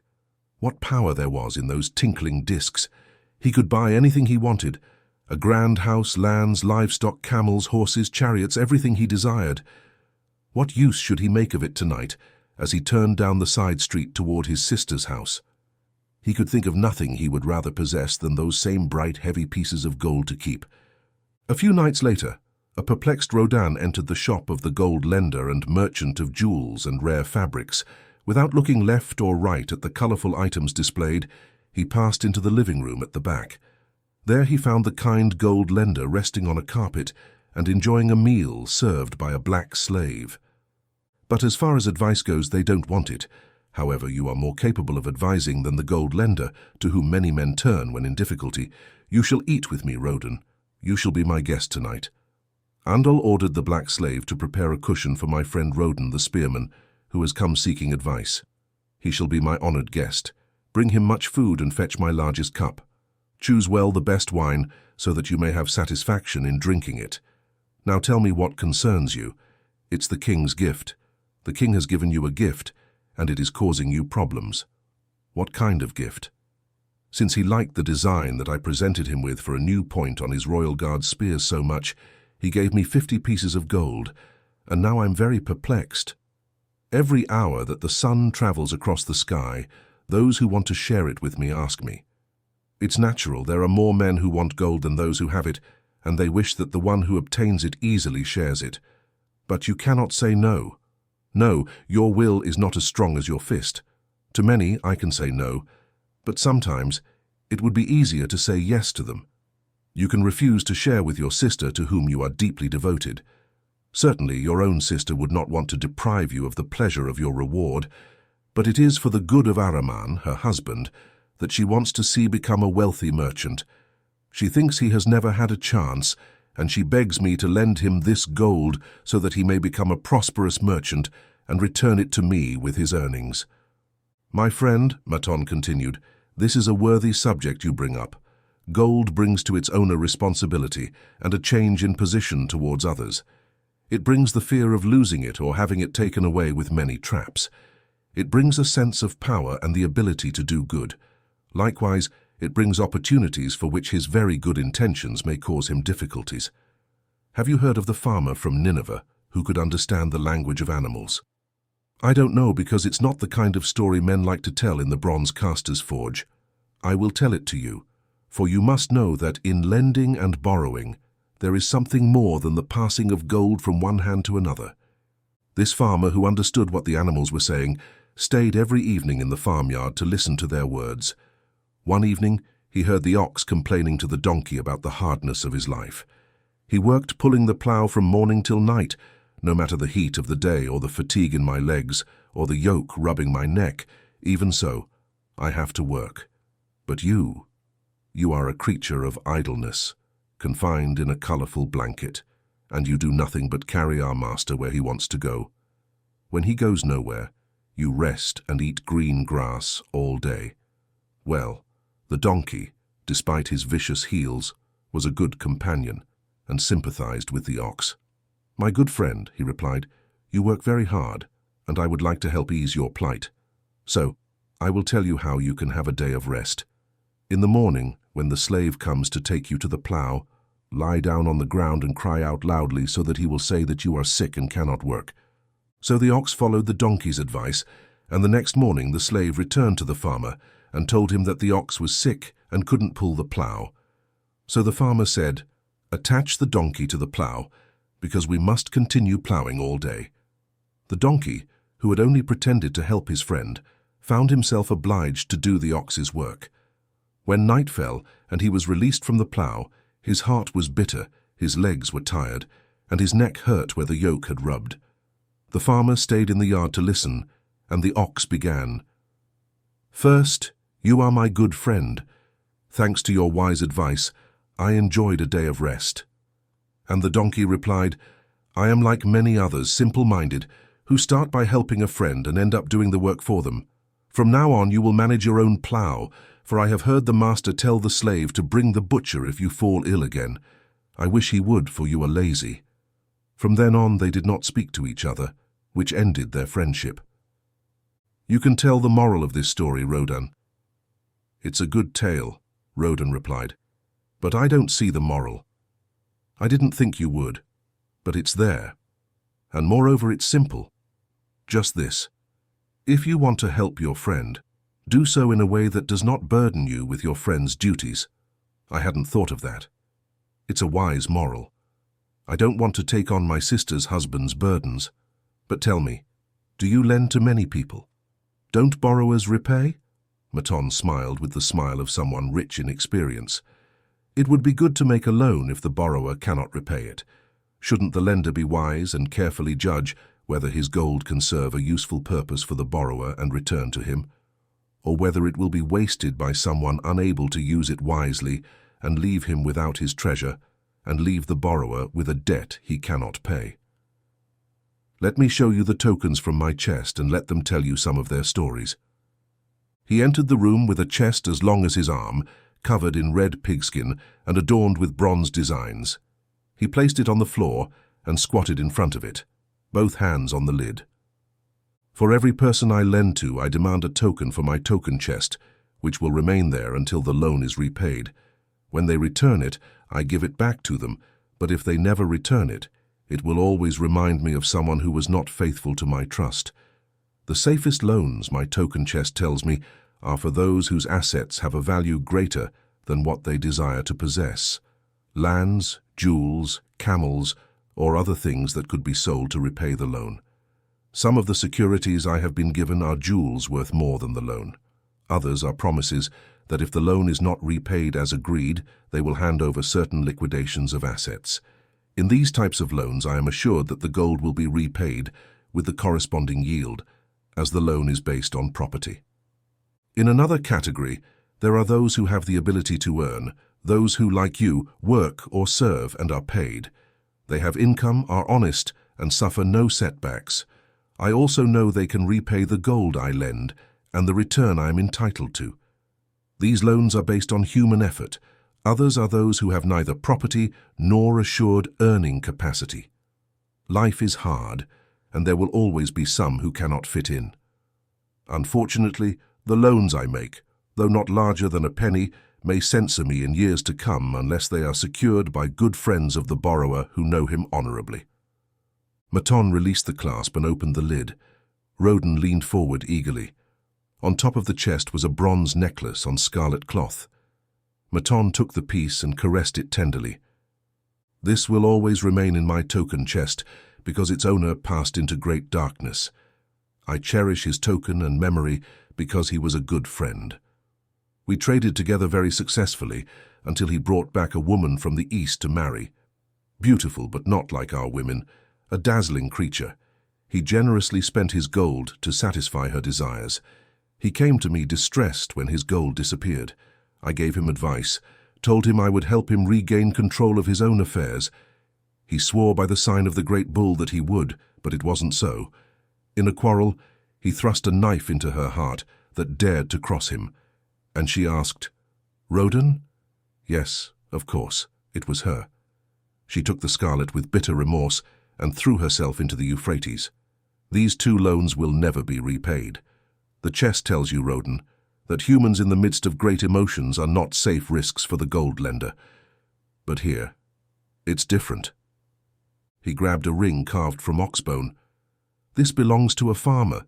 He bought rugs for his wives. Locusts came and they had no food.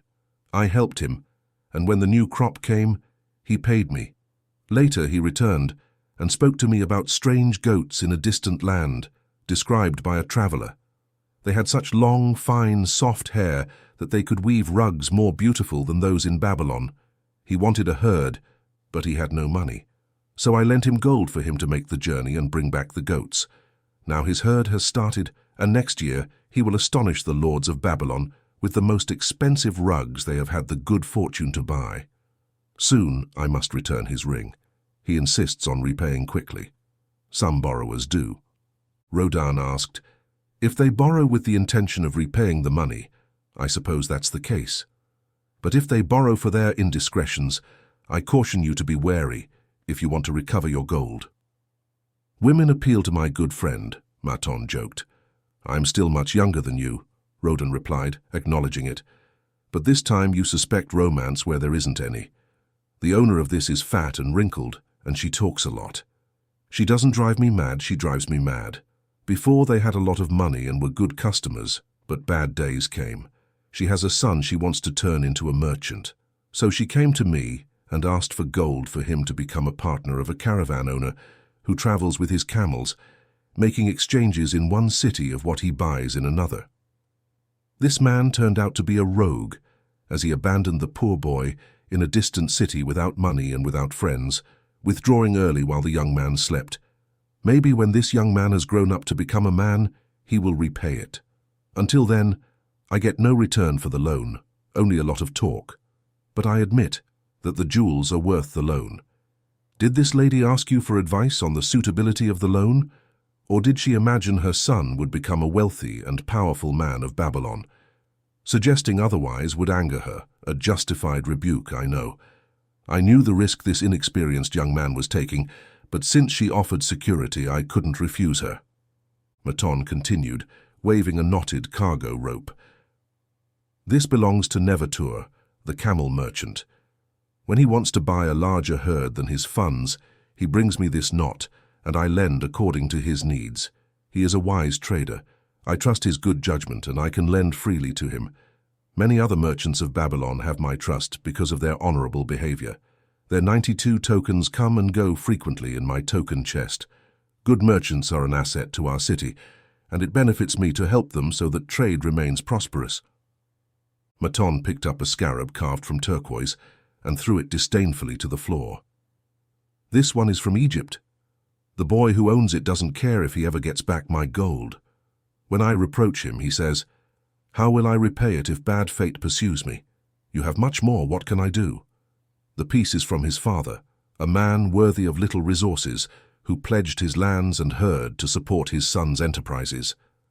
The young man experienced success initially, then became enthusiastic about acquiring great wealth. His knowledge was immature, his enterprises collapsed. Youth is ambitious, it wants shortcuts to wealth and the desirable things it represents. To ensure wealth quickly, Youth often resorts to reckless borrowing. Young people who have never had experience cannot realize that hopeless debt is like a deep well into which one can quickly descend and from which one can struggle in vain for many days. It is a well of sorrows and regrets, where the sunshine is dimmed and the night becomes unhappy with restless sleep. However, I do not discourage lending gold. I encourage it, recommend it, if it's for a wise purpose. I myself achieved my first real success as a merchant with borrowed gold. However, what should the lender do in such a case? The young man is desperate, achieves nothing, becomes discouraged, makes no effort to repay. My heart rebels against depriving the father of his land and cattle. You tell me many things that interest me to hear, Rodan advanced, but I do not hear an answer to my question. Should I lend my 50 pieces of gold to my sister's husband? They mean a lot to me. Your sister is an excellent woman whom I esteem greatly. If her husband were to ask me to borrow 50 pieces of gold, I would ask him what he would use them for. If he answered that he wants to be a merchant like me and trade in jewelry and luxurious furniture, I would ask him, what knowledge do you have of the ways of trade? Do you know where you can buy at the lowest cost? Do you know where you can sell at a fair price? I might say yes to those questions. No, I might not, Rodan admitted. He helped me a lot in spear making and helped some in the stores. Then I would tell him that his goal is not wise. Merchants must learn their trade. Their ambition, though commendable, is not practical, and I would not lend him gold. But suppose I could say yes. I have helped many merchants. I know how to travel to Smyrna and buy woven rugs from housewives at low cost. I also know many rich people in Babylon to whom I can sell them at great profit. Then I would say to him, your goal is wise and your ambition honorable. I would gladly lend you the 50 pieces of gold if you assure me that you will repay me. But he would say, I have no assurance other than being an honest man, and I will pay you well for the loan. Then I would reply, I value every piece of gold greatly. If thieves were to take them from you while traveling to Smyrna, or if the rugs were taken from you upon your return, then you would have no means to repay me and my gold would be gone. You see, Rodan, gold is the merchandise of the moneylender. It is easy to lend if done imprudently, but difficult to recover. The wise lender does not want to take the risk of the enterprise, but seeks the assurance of a safe repayment. It is good to help those in difficulty. It is good to help those whom fate has struck heavily. It is good to help those who are beginning to progress and become valuable citizens. But help must be given wisely, lest, like the farmer's donkey, in our desire to help, we end up with the burden that belongs to another. Once again, I have strayed from your question, Rodan, but listen to my answer. Keep your 50 pieces of gold. What you earn with your work and what is given to you as rewards belongs to you, and no one can force you to part with it unless it is your desire. If you wish to lend it to earn more gold, then lend it cautiously and in many places. I do not like idle gold, much less excessive risk. How many years have you worked as a spearman? 3 in total. In addition to the king's gift, have you saved 3 pieces of gold each year you worked? You denied yourself good things to save on your earnings. A piece of gold for each year of work and self-denial is good, as you say. Then you could save in 50 years of work 50 pieces of gold by your self-denial. A lifetime of work would be, you believe. Would your sister be willing to endanger the savings of 50 years of work on the crucible of bronze so that her husband can experience trade? No, if I speak with your words. Then go to her and tell her 3 years I worked every day, except on fast days, from morning till night, and I denied myself many things that my heart desires. For every year of work and self-denial, I must show a piece of gold. You are my beloved sister, and I wish your husband to devote himself to business in which he will prosper greatly. If I present a plan that seems wise and feasible to my friend Maton, then I would gladly lend him my savings for an entire year to have the opportunity to prove that he can succeed. Do it, I say, and if he has the soul to succeed, he can prove it. If he fails, he will owe you no more than what you could expect to return someday. I am a gold lender because I have more gold than I can use in my own business. I want my surplus gold to work for others and thus earn more gold. I do not want to risk losing my gold, for I have worked hard and denied myself on many occasions to obtain it. Therefore, I will not lend anything where I am not sure it is safe and will be returned to me quickly. I will not lend either if I am not convinced that his earnings will be paid to me quickly. I have spoken to you, Roland, of some of the secrets of my token chest. Among them, you can understand the weakness of men and their desire to borrow, those who have secure means of repayment. From this, you can see how often their great expectations of great gains they could achieve if they had gold are only false hopes, as they have neither the ability nor the training to achieve them. You, Rodan, now have gold that you should use to earn more for yourself. You are on the verge of becoming like me, a gold lender. If you keep your treasure safely, it will bring you generous gains and be a rich source of pleasure and benefit throughout your days.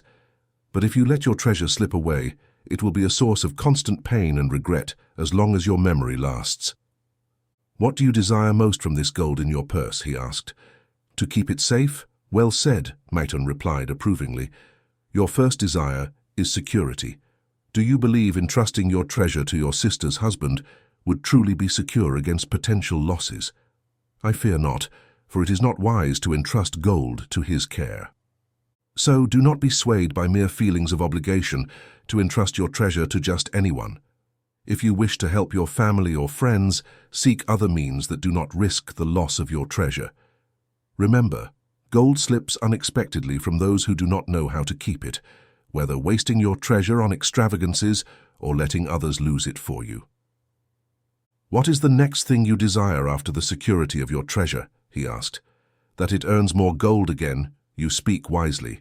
It must be made to earn, and the borrowed gold must increase wisely. It can even double with its earnings before a man like you grows old. If you risk losing it, you also risk losing all that you would gain. Therefore, do not be swayed by fantastic plans of impractical people who believe in seeing the truth of forcing your gold to achieve unusual and significant gains. These plans are creations of dreamers, inexperienced in the safe and reliable laws of commerce. Be conservative in what you hope to gain so that you can retain and enjoy your treasure. Loaning it with the promise of returns invites loss. Strive to associate with names and enterprises whose success is assured, so that your treasure earns generously under their skillful use and is kept safe by their wisdom and experience. Thus you will avoid the misfortunes that befall most sons of men whom the gods deem fit to entrust with gold. Many uses will tempt you, many advices will be given to you, many opportunities to achieve great profits will be offered to you. The stories from my token chest should caution you before letting go of any piece of gold from your purse so that you ensure you have a secure way to reclaim it. If my advice attracts you, come back, I will gladly give it to you. When you go, read this that I have carved beneath the floor of my token chest. It applies also to the owner and the lender. Better a little caution than great regret. The walls of Babylon were guarded by an ancient warrior from other times. He stood guard in the corridor leading to the top of Babylon's ancient ramparts. At the top, brave defenders struggled to maintain the walls, on which the future existence of this great city, with its hundreds of thousands of citizens, depended. Above the walls, the roar of attacking armies could be heard, the cries of many men, the trampling of thousands of horses, the deafening rumble of battering rams striking bronze gates. In the street behind the gate, spearmen waited to defend the entrance. If they gave way, they were too few for the task. Babylon's main armies were with their king far to the east, on the great expedition against the Elamites. Since no assault on the city had been anticipated during their absence, the defense forces were reduced. Unexpectedly, the mighty Assyrian armies had descended from the north, and now the ramparts had to hold or Babylon was doomed. Around, crowds of citizens danced with pale, terrified faces, anxiously seeking news of the battle. With silent fear, they watched the flow of wounded and dead being carried or led out of the corridor. This was the crucial point of the attack. After 3 days of maneuvering around the city, the enemy had suddenly launched their great force against this section and this gate. Defenders atop the rampart fought off attackers scaling platforms and ladders with flaming arrows. And if one stayed at the top with spears against the defenders, thousands of enemy archers launched a deadly rain of arrows.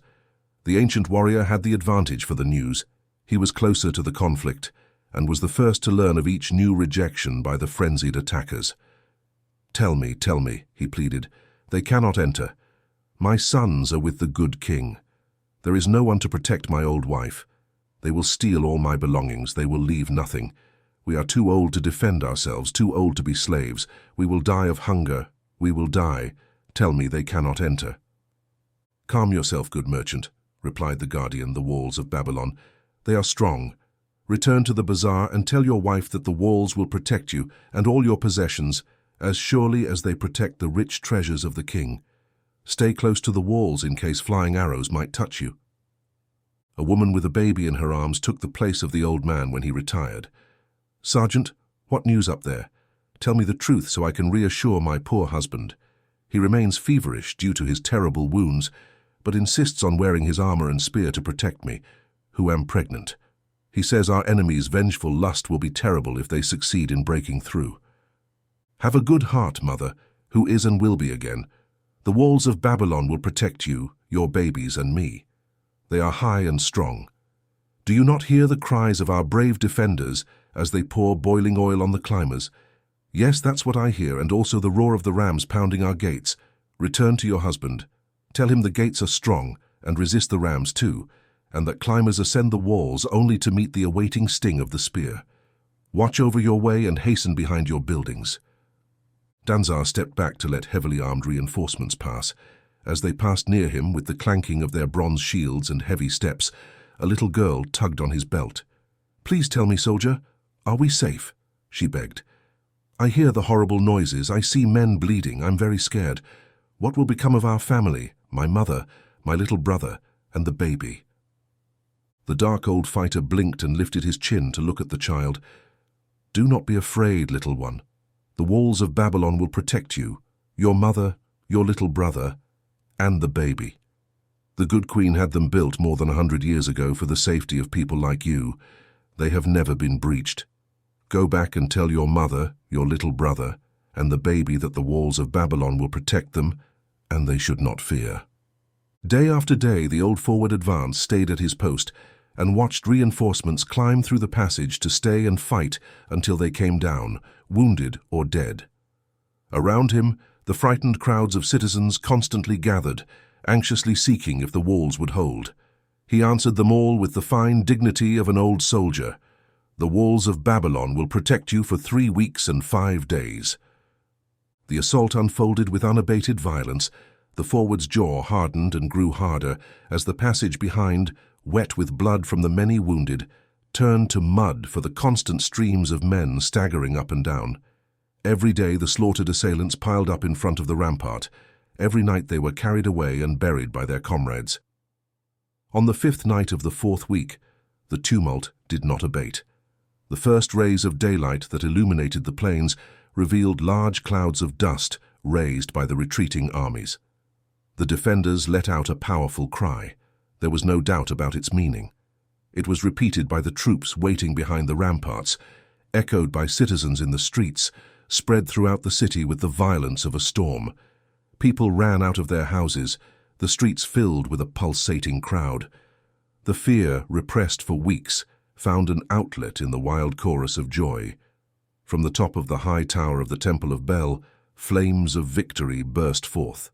The column of blue smoke rose into the sky to carry the message that the walls of Babylon had once again repulsed a powerful enemy, determined to plunder its rich treasures and to violate and enslave its citizens. Babylon endured century after century because it was fully protected. It could not afford otherwise. The walls of Babylon were a prominent example of mankind's inherent need and desire for protection. This desire is as strong today as it was before. However, we have developed broader and better plans to achieve the same goal. Today, behind impenetrable walls of insurance, savings accounts, and reliable investments, we can protect ourselves from unexpected tragedies that can enter through any door and sit before any fireplace. We cannot afford to lack adequate protection. Never before had he realized the amount of food brought to the markets of Babylon and how good it smelled. Exiting the market, he headed towards the inn and paced back and forth in front of the mealhouse. Perhaps he would find someone there who knew him, someone from whom he could borrow a copper piece worth a smile from the innkeeper's unpleasant countenance, along with a generous portion. Without the copper, he knew well how unwelcome he would be in his abstention. Suddenly, he found himself face to face with the person he most wanted to avoid, the tall, bony silhouette of Dabashir. The camel merchant Dabashir was the one who troubled David the most among all friends and others to whom he had borrowed small sums, for he had not honored his promises of repayment in a timely manner. David's face brightened upon seeing him, and he said to him, "Well, it's Tarkat right here, seeking to have me return the 2 copper pieces I lent you a moon ago, along with the silver piece I lent you. How are you, young man? What say you, Tarka?" He stammered, his face flushing. There was nothing in their empty stomachs to encourage them to engage with the frank Dabashir. "I am sorry, very sorry," Tarkat murmured weakly, "but today I have neither the copper nor the silver with which I could pay." "Well, find it," insisted Dabashir. "I am sure you can come up with a few copper pieces and a silver piece to repay the kindness to an old friend of your father who helped you when you were in need." "It's because bad luck follows me that I cannot pay. Bad luck makes you blame the gods for your own weakness. Bad luck follows every man who thinks more about borrowing than repaying. Come with me, young man, while I eat. I am hungry and want to tell you a story." Tarkat shivered at Dabashir's blunt harshness, but at least there was an invitation to enter the coveted eating house. Dabashir nudged him into a corner of the room where they sat on small mats. When Kukor, the owner, appeared smiling, Dabashir addressed him with his usual freedom. "Fat lizard of the desert, bring me a juicy brown goat leg, bread, and all the vegetables. I am hungry and want plenty to eat. Do not forget my friend. Bring him a jug of cool water, for it is hot today." Tarkat's heart sank. He had to sit there and drink water while watching this man devour an entire goat leg. He said nothing, thought of nothing he could say. However, Dabashir did not know silence. Smiling and waving to other customers who knew him, he continued, "I heard of a traveler who has just returned from Urfaid, a wealthy man who owns a piece of stone cut so finely that one can look through it. He placed it at the window of his house so that rain does not come in. It is yellow, as the traveler tells, and it was allowed to look through. Everyone outside appears strange and not as they really are. What do you think of that, Tarkat? Do you think everyone can appear a different color to a man than he actually is?" "I venture to say yes," replied the young man, far more interested in the large goat leg placed before Dabashir. "Well, I know it's true, for I myself have seen the world in a different color than it really is, and the story I'm going to tell relates to how I managed to see it in its correct color once more." "He's going to tell a story," someone murmured to their neighbor, and they pulled their mat closer. Other diners brought their food and gathered in a half-circle. They chewed loudly in Tarkat's ears and brushed him with their meaty bones. He alone was without food. Dabashir did not offer to share with him, not even indicated a small piece of the hard bread fallen from the platform to the floor. "The story I'm going to tell begins," he said, pausing to take another fierce bite of the goat leg, "during my early years of life, and how I became a camel merchant. Some know I was a slave in Syria." A murmur of surprise went through the audience. "That's how it was," he heard with satisfaction.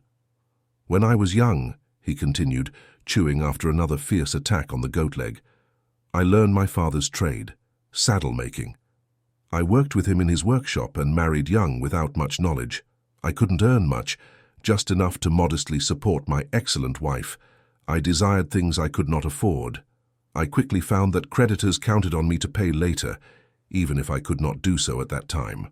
Young and inexperienced, I did not know that one who spends more than he earns sows the winds of needless self-indulgence and surely reaps the whirlwinds of troubles and humiliation. So I indulged in whims of fine clothing and bought luxuries for my good wife and our house beyond our means. I paid as I could, and for a while all was well. But over time I found that I could not use my earnings both to live and to repay my debts. Creditors started chasing me to pay for my extravagant purchases. My life became miserable. I borrowed from my friends but couldn't repay them. Things got worse. My wife returned to her father, and I decided to leave Babylon and seek another city where a young man might have better opportunities. For 2 years I had a restless and fruitless life, working for caravan merchants. Then I fell in with a group of sympathetic thieves who roamed the desert, looking for unarmed caravans.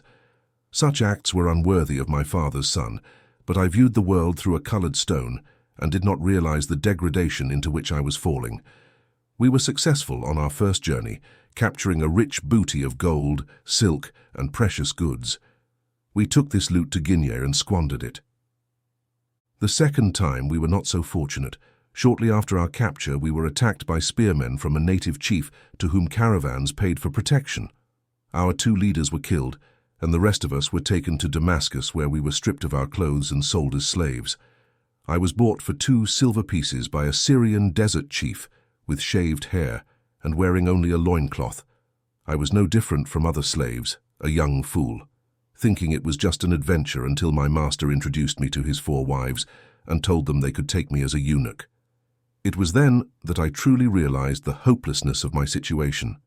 These desert men were fierce and warlike, and I was subject to their will without weapons or means of escape, trembling as these 4 women looked me over. I wondered if I could hope for their mercy. Sirah, the first wife, was older than the others, her face impassive as she looked at me, offering little comfort. The next was a disdainful beauty, who regarded me with as much indifference as if I were a worm. The 2 younger ones laughed as if it were an exciting joke, seeming to pass a sentence. Each woman seemed ready for the others to decide finally. Sirah spoke in a cold voice about eunuchs. We have many, but as camel-bearers we have few, and they are a useless lot. Today I will visit my mother, who is sick with fever, and there is no slave in whom I can trust to guide my camel. Ask this slave if he can guide a camel. My master then asked me what I knew about camels.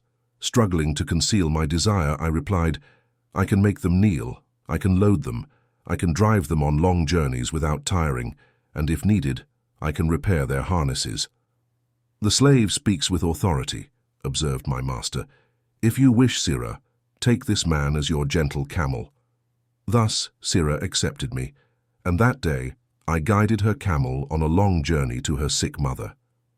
I took the opportunity to thank her for her intervention, and also to tell her that I was not a slave by birth but the son of a free man, an honorable saddlemaker from Babylon.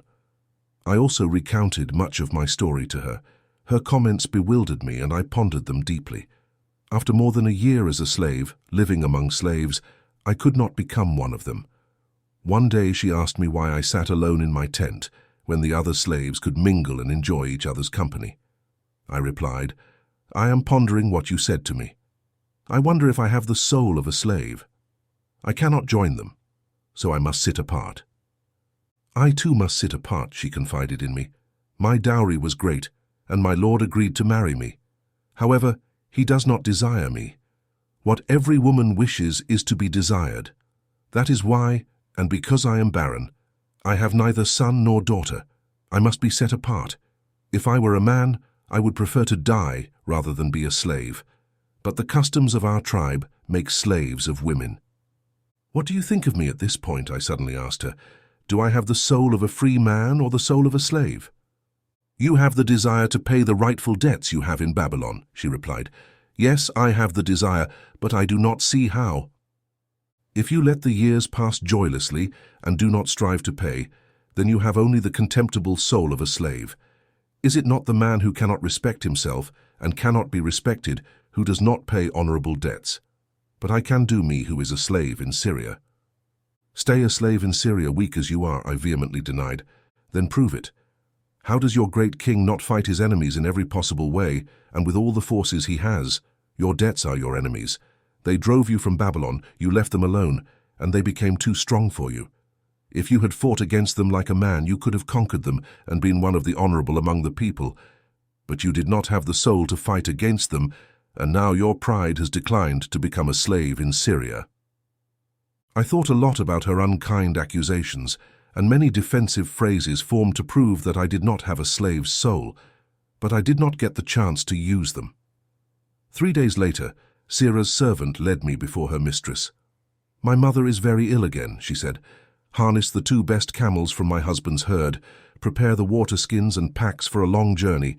The servant will give you food in the kitchen tent. Pack the camels. I was surprised by the amount of provisions the servant gave me, as her mother lived less than a day's journey away. The servant mounted the rear camel that followed, and I led my mistress's camel. By the time we arrived at her mother's place, night had fallen. She dismissed the servant and said to me, "Dabasir, do you have the soul of a free man or a slave?" "The soul of a free man," I insisted. "Now is your chance to prove it. Your master has drunk heavily, and your chiefs are in a state of stupor. So take these camels and escape into this sack. There are your master's clothes to disguise yourself. I will say you stole the camels and escaped while I was visiting my sick mother. Do you have the soul of a queen?" I told her. "I simply wish to be able to lead you to happiness," she replied. "Happiness," I replied. "No, wait for the runaway woman you are seeking in distant lands among strangers. Go your way, and may the gods of the desert protect you, for the road is long and without food or water." I needed no more urging. I thanked her warmly and set off into the night. I did not know this strange country, and I had only a vague idea of the direction to Babylon, but I courageously crossed the desert towards the hills. I rode one camel and led the other during this journey all night and all the next day, guided by the knowledge of the terrible fate of slaves who stole their master's property and tried to escape. At nightfall, I arrived in a land as rugged and inevitable as the desert. The sharp rocks pierced the skins of my faithful camels, and soon they made their way slow and painful. I knew no man or beast, and I could well understand why they avoided this inhospitable land. From then on, it was a journey as few men live to tell.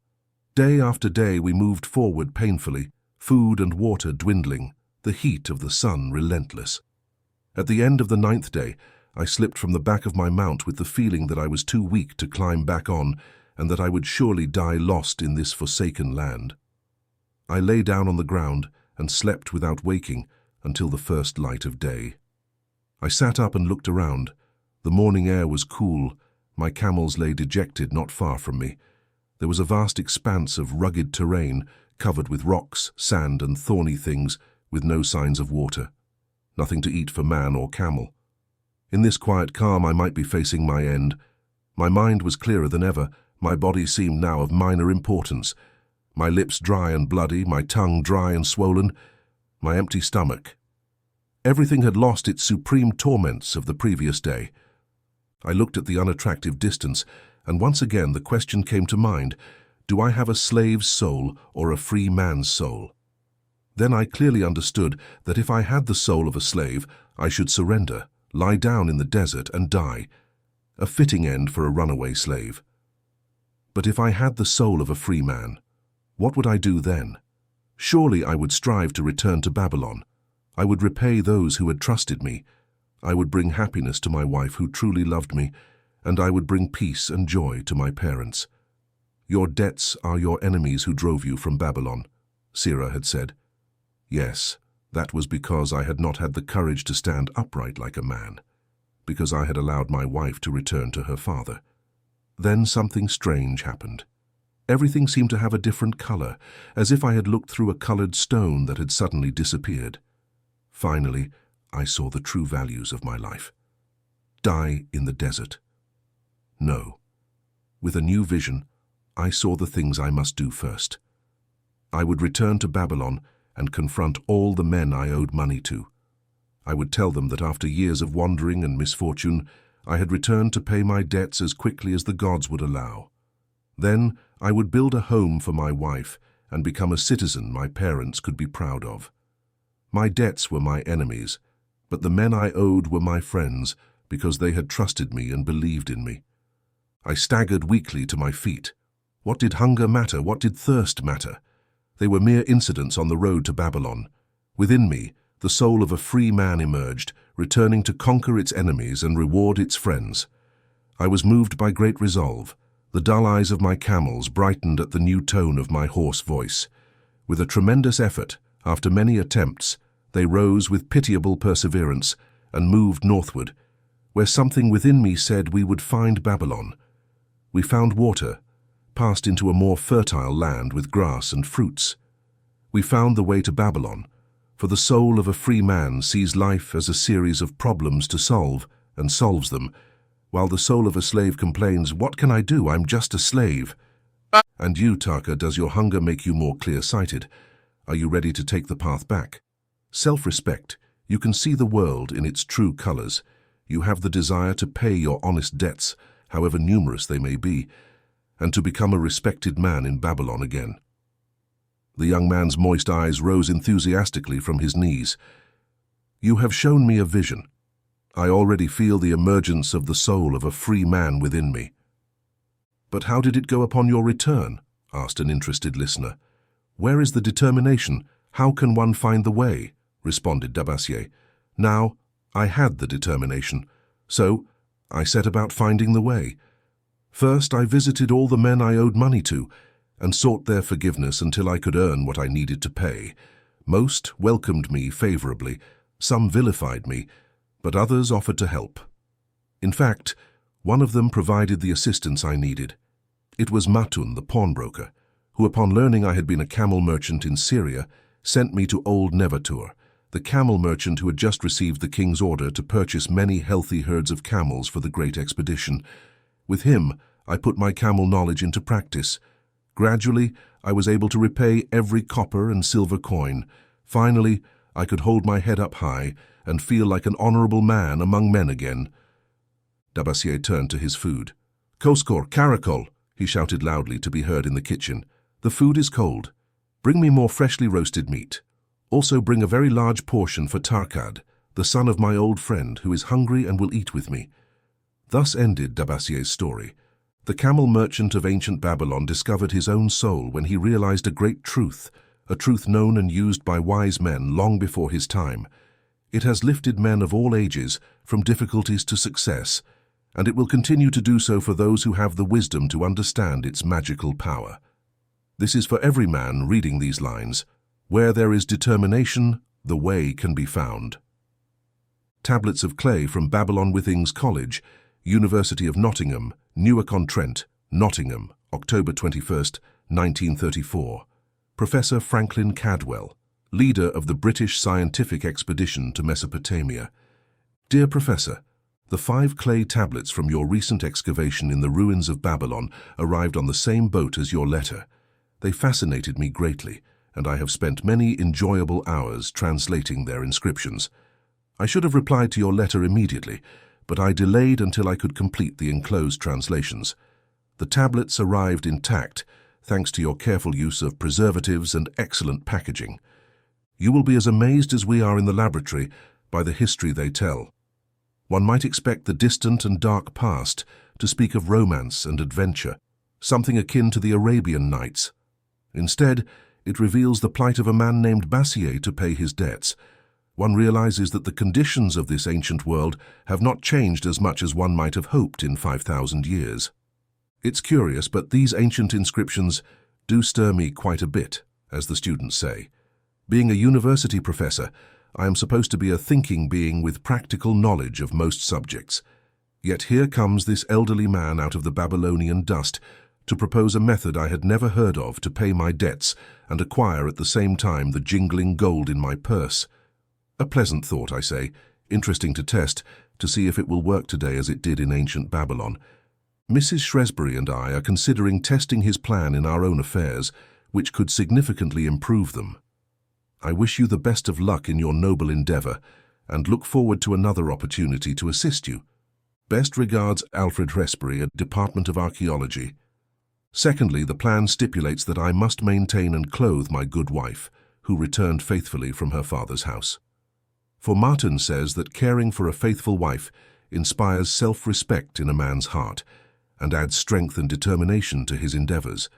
Thus, 7/10 of all that I earn will be used to provide a home, clothing and food for her, with a little extra to spend so that our lives lack neither pleasure nor enjoyment. However, it also commands the greatest prudence to not spend more than 7/10 of what I earn for these noble purposes. This is the success of the plan. I must live on this portion and never use more nor buy what I cannot pay for from this portion. Tablet number 2. Thirdly, the plan provides that my debts shall be paid with my earnings. Thus, whenever the moon is full, 2/10 of all that I have earned will be divided honorably and equitably among those who trusted me and to whom I owe. Thus, in due time, all my debts will surely be paid.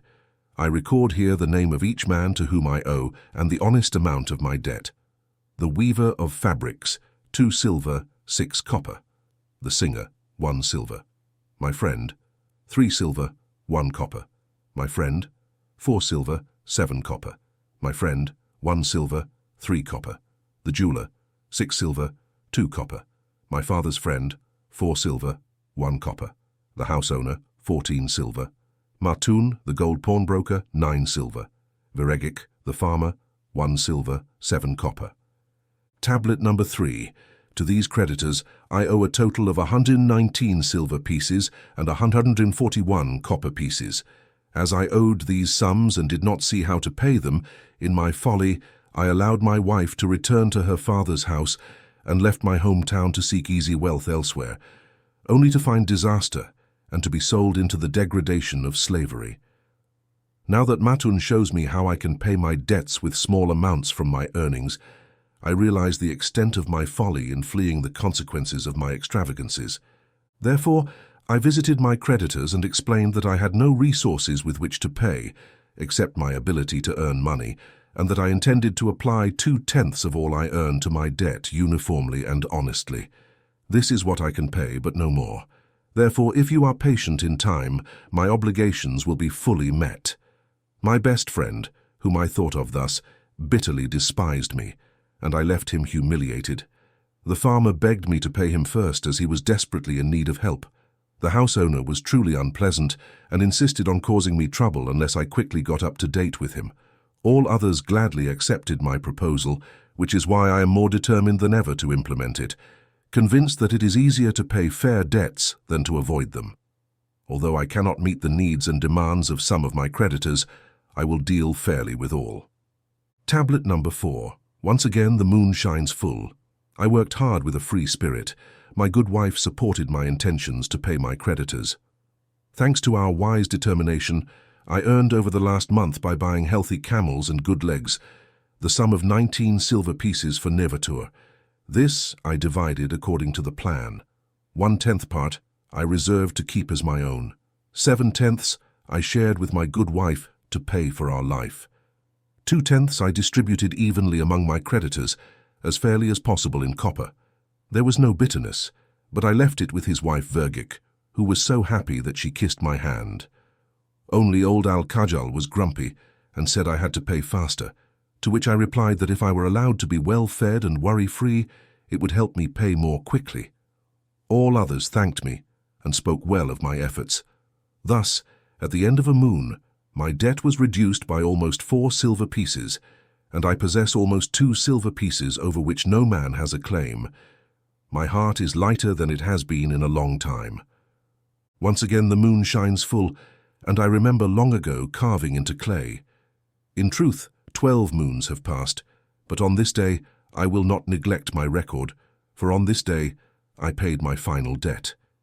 It is the day my good wife and I are grateful.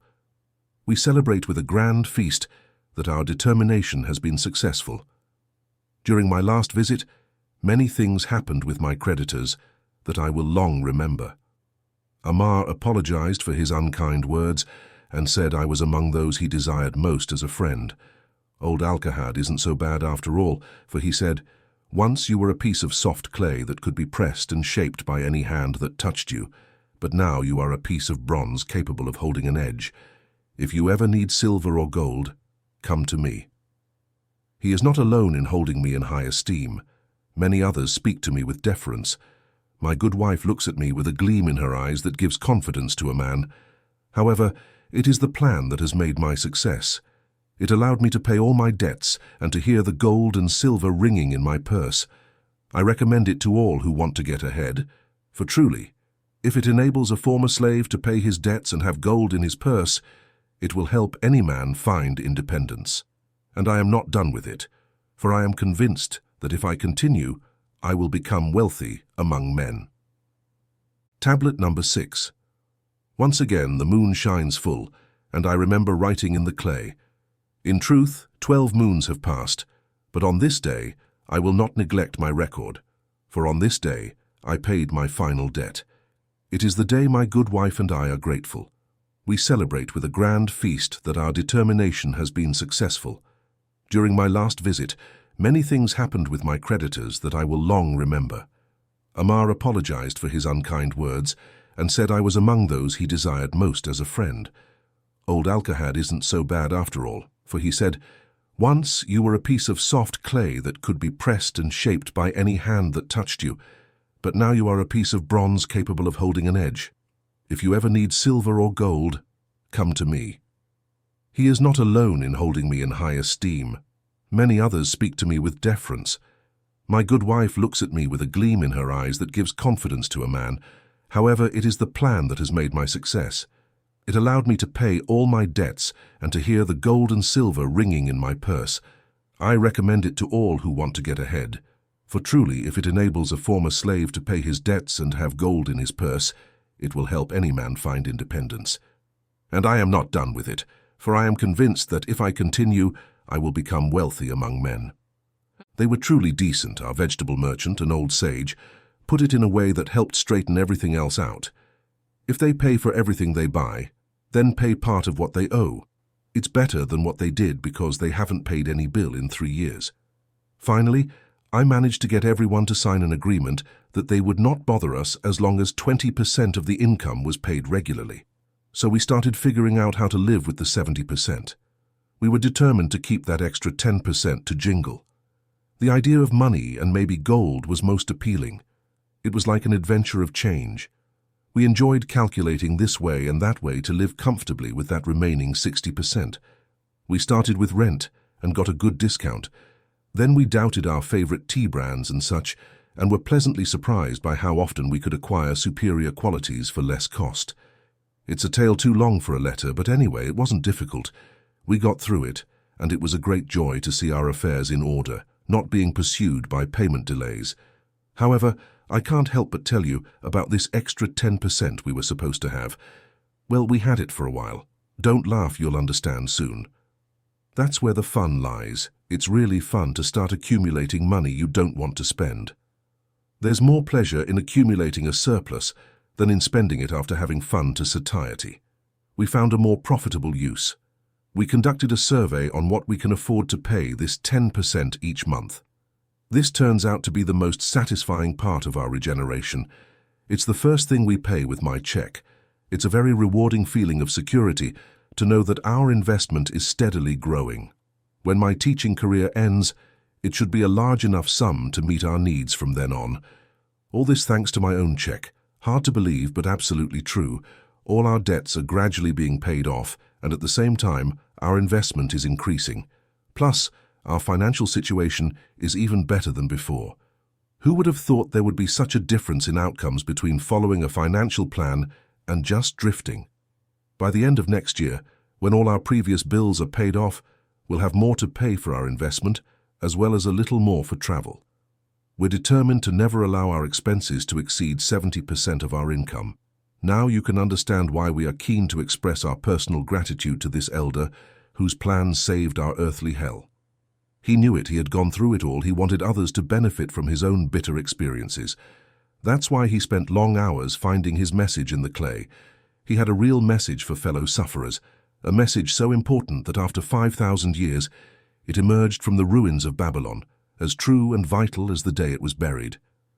Sincerely, Alfred Hresbury, Department of Archaeology, the luckiest man in Babylon. At the head of his caravan rode proudly Charunada, the merchant prince of Babylon.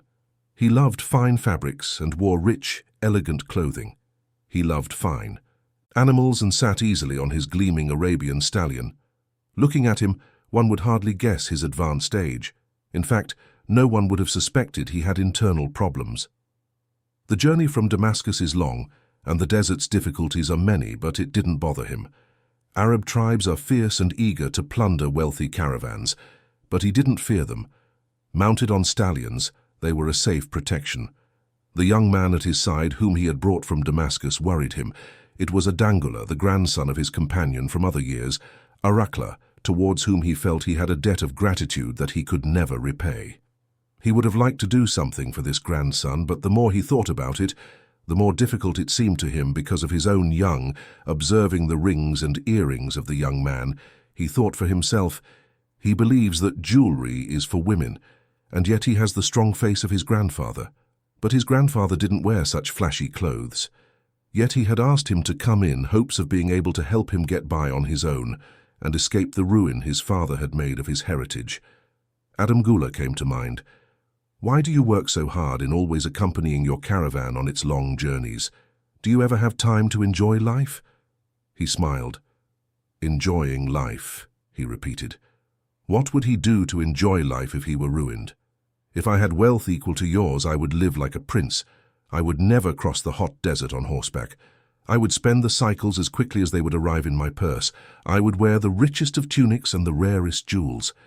This would be a life in my way, a life that would be worth living. The two men laughed. Your grandfather didn't wear jewelry, he said before thinking, then continued, joking. You wouldn't leave time to work. Work is done for slaves, Adangula replied. Charunada bit his lip, but did not reply, riding silently until the trail led them to the hill. At that moment, he slowed his mount and, pointing to the distant green valley, said, Look, there lies the valley.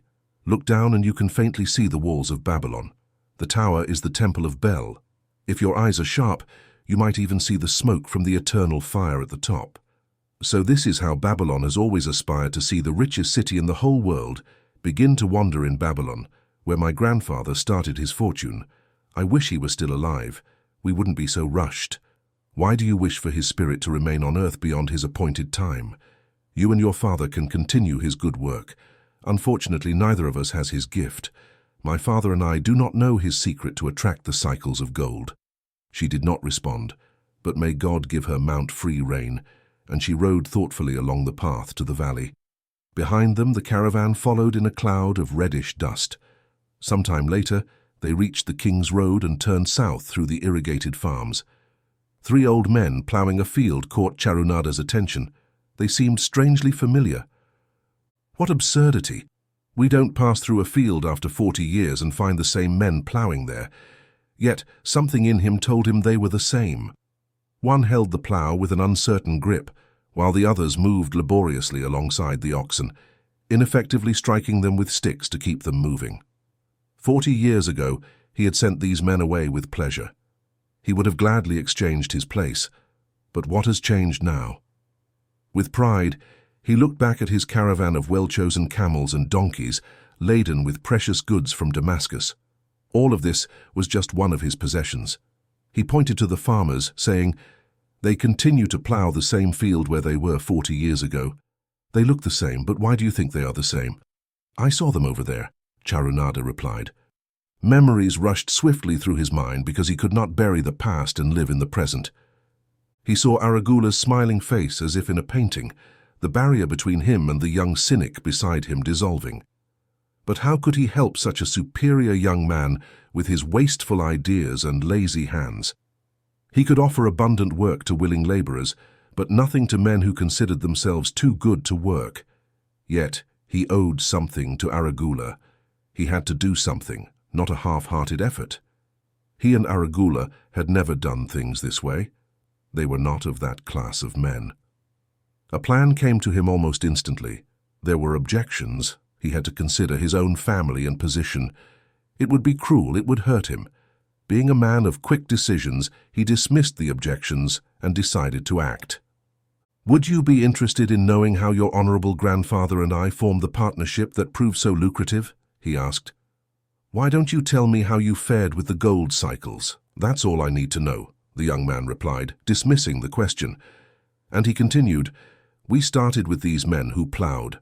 I was no older than you when the column of men I walked with approached the good old Mejido, the farmer.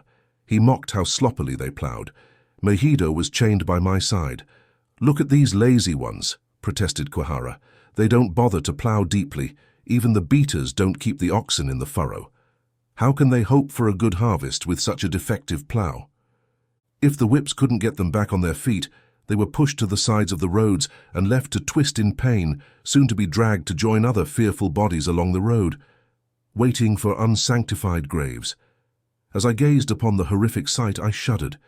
So this was what my father's son awaited if he failed in the slave market. The famous works of ancient Babylon, its ramparts, temples, hanging gardens, and great canals, were built by slave labor, mainly prisoners of war, which explains the inhumane treatment they received. This workforce also included many citizens of Babylon and its provinces who were sold into slavery due to crimes or financial troubles. It was common for men to pledge themselves, their wives or their children as collateral to guarantee payment of loans, legal disputes, or other obligations. In case of default, those who pledged themselves were sold into slavery. Gordoso was right. They led us through the city gates to the slave prison, and the next morning they took us to the market enclosures. Here, the rest of the men huddled in fear, only the whips of our guards keeping them moving so buyers could inspect them. Melido and I eagerly spoke to all the men who allowed us to address them. The slave trader summoned soldiers from the king's guard who chained the pirate and brutally beat him when he protested. As he was taken away, I felt pity for him. Gordoso sensed we would soon be separated. When there were no buyers nearby, he spoke to me seriously to instill the value of labor for my future. Some men hate it, make him their enemy. Better to treat him as a friend, make him appreciate you. Don't worry if he's hard. If you think of the good house you're building, it doesn't matter if the beams are heavy and the well for carrying water is far away to plaster. Promise me, boy, that if you find a master, you will work for him with all your might. If he doesn't appreciate everything you do, it doesn't matter. Remember that well-done work does good to the man who does it, makes him better. He stopped when a corpulent farmer approached the pen and looked at us critically. Melido asked the farmer about his farm and crops, and soon he was convinced that he would be a valuable man. After a fierce negotiation with the slave trader, the farmer pulled a thick bag from under his tunic, and soon Gordoso had followed his new master until he disappeared from our sight. A few more men were sold that morning. At noon, Gordoso confided in me that the trader was upset and would not stay another night, but would bring all those who remained to the king's buyer at dusk. I despaired when a fat, good-natured man approached the wall and asked if there was a baker among us. I approached him saying, "Why should a good baker like you seek another baker with inferior customs? Wouldn't it be easier to teach a willing man like me your skilled ways? Look at me, I'm young, strong, and I love to work. Give me a chance, and I will do my best to earn gold and silver for your purse." He was impressed by my willingness and began negotiating with the slave trader who had never noticed me since he bought me, but now spoke extensively of my skills, good health, and willingness. I was delighted to possess coins. Meguido was right when he said that a master appreciates good work from his slaves. That night, I was so excited about my success that I could hardly sleep, trying to calculate how much I could earn in a year and how many years it would take to buy my freedom. As I went out every day with my trays of cakes, I quickly found regular customers. One of them was none other than your grandfather, Aragala. He was a carpet merchant, selling to housewives as he moved from one end of the city to the other, with a donkey loaded with carpets and a black slave to serve him. He would buy 2 cakes for himself and 2 for his slave, and always stayed to chat with me while he ate them. One day your grandfather said something to me that I will always remember. "I like your cakes, boy, but I like even more the sincere effort with which you offer them. That spirit can take you far on the road to success." But how can you understand, Adam Gula, what those words of encouragement meant to a boy slave, alone in a big city, struggling with all his might to find a way out of his humiliation? Over the months, I continued to add coins to my purse. It began to weigh comfortably on my belt. Work proved to be my best friend, as Melido had said. I was happy, but Isguati was worried. "Your master scares me spending so much time in gambling houses," she protested one day. I was delighted to encounter my friend Melido in the street one day. He was carrying 3 donkeys loaded with vegetables to the market. "I'm doing very well," he said. "My master appreciates my good work. Now I am capable. Look, he entrusts me with marketing and even scent for my family. Work is helping me recover from my big problem. One day, it will help me buy my freedom and own my own farm." Time passed and Nananaid became increasingly impatient for me to resume selling. She awaited my return and enthusiastically recounted how she distributed our money. She also encouraged me to seek other markets and increase my sales. Often I went out to the city gates to solicit the slave overseers who were building the walls. I hated returning to those unpleasant sights, but I found the overseers to be lenient buyers. One day, I was surprised to see Sabado waiting in line to fill his basket with bricks. He was gaunt and stooped, his skin covered in welts and blisters from the overseer's whips. I pitied him and handed him a cake which he immediately devoured like a hungry animal. Seeing the glint of longing in his eyes, I ran before he could take my plate. "Why do you work so hard?" Aragula asked me one day, almost the same question you asked me today. Do you remember? I told him what Melido had said about work, how it was becoming my best friend. I proudly displayed my coin purse and explained how I was saving them to buy my freedom. "When you're free, what will you do?" he asked then. I replied, "I think I'll become a merchant." That's when he confided something to me that I had never suspected. "Don't you know that I too am a slave? I am in partnership with my master." "That's enough," exclaimed Yarunada, refusing to hear the lies that defamed his grandfather. He was not a slave. His eyes burned with anger, yet Yarunada remained calm. He was honored for overcoming his misfortune and becoming an important citizen of Damascus. You are his grandson, in the same lineage. You are man enough to face the real facts, or do you prefer to live in false illusions? Adam Gula straightened up in his saddle with a voice choked with deep emotion. He replied, "My grandfather was loved by all. His good deeds were countless. When famine struck, he didn't buy grain in Egypt with his gold to bring to Damascus and distribute among the people so that no one would starve. And now you say he was nothing more than a despised slave in Babylon. If he had remained a slave in Babylon, then he might have been despised.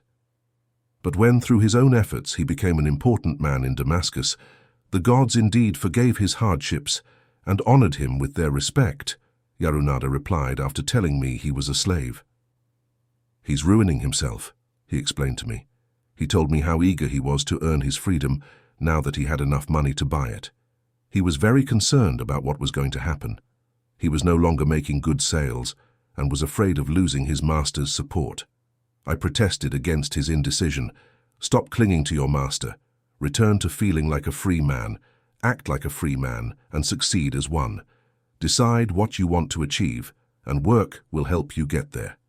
He continued on his way, saying he was glad I had made him ashamed of his cowardice. One day, I went out to the gates and was surprised to find a large crowd gathered there. When I asked a man for explanations, he replied, "You're not aware. A runaway slave who murdered one of the king's guards has been brought to justice and will be whipped to death for his crime today. Even the king himself will be here." The crowd was so dense around the whipping post that I feared to approach lest my honey cake tray be damaged. So I climbed up on the unfinished wall to see over people's heads. I was fortunate enough to catch a glimpse of King Nebuchadnezzar himself as he passed in his golden chariot.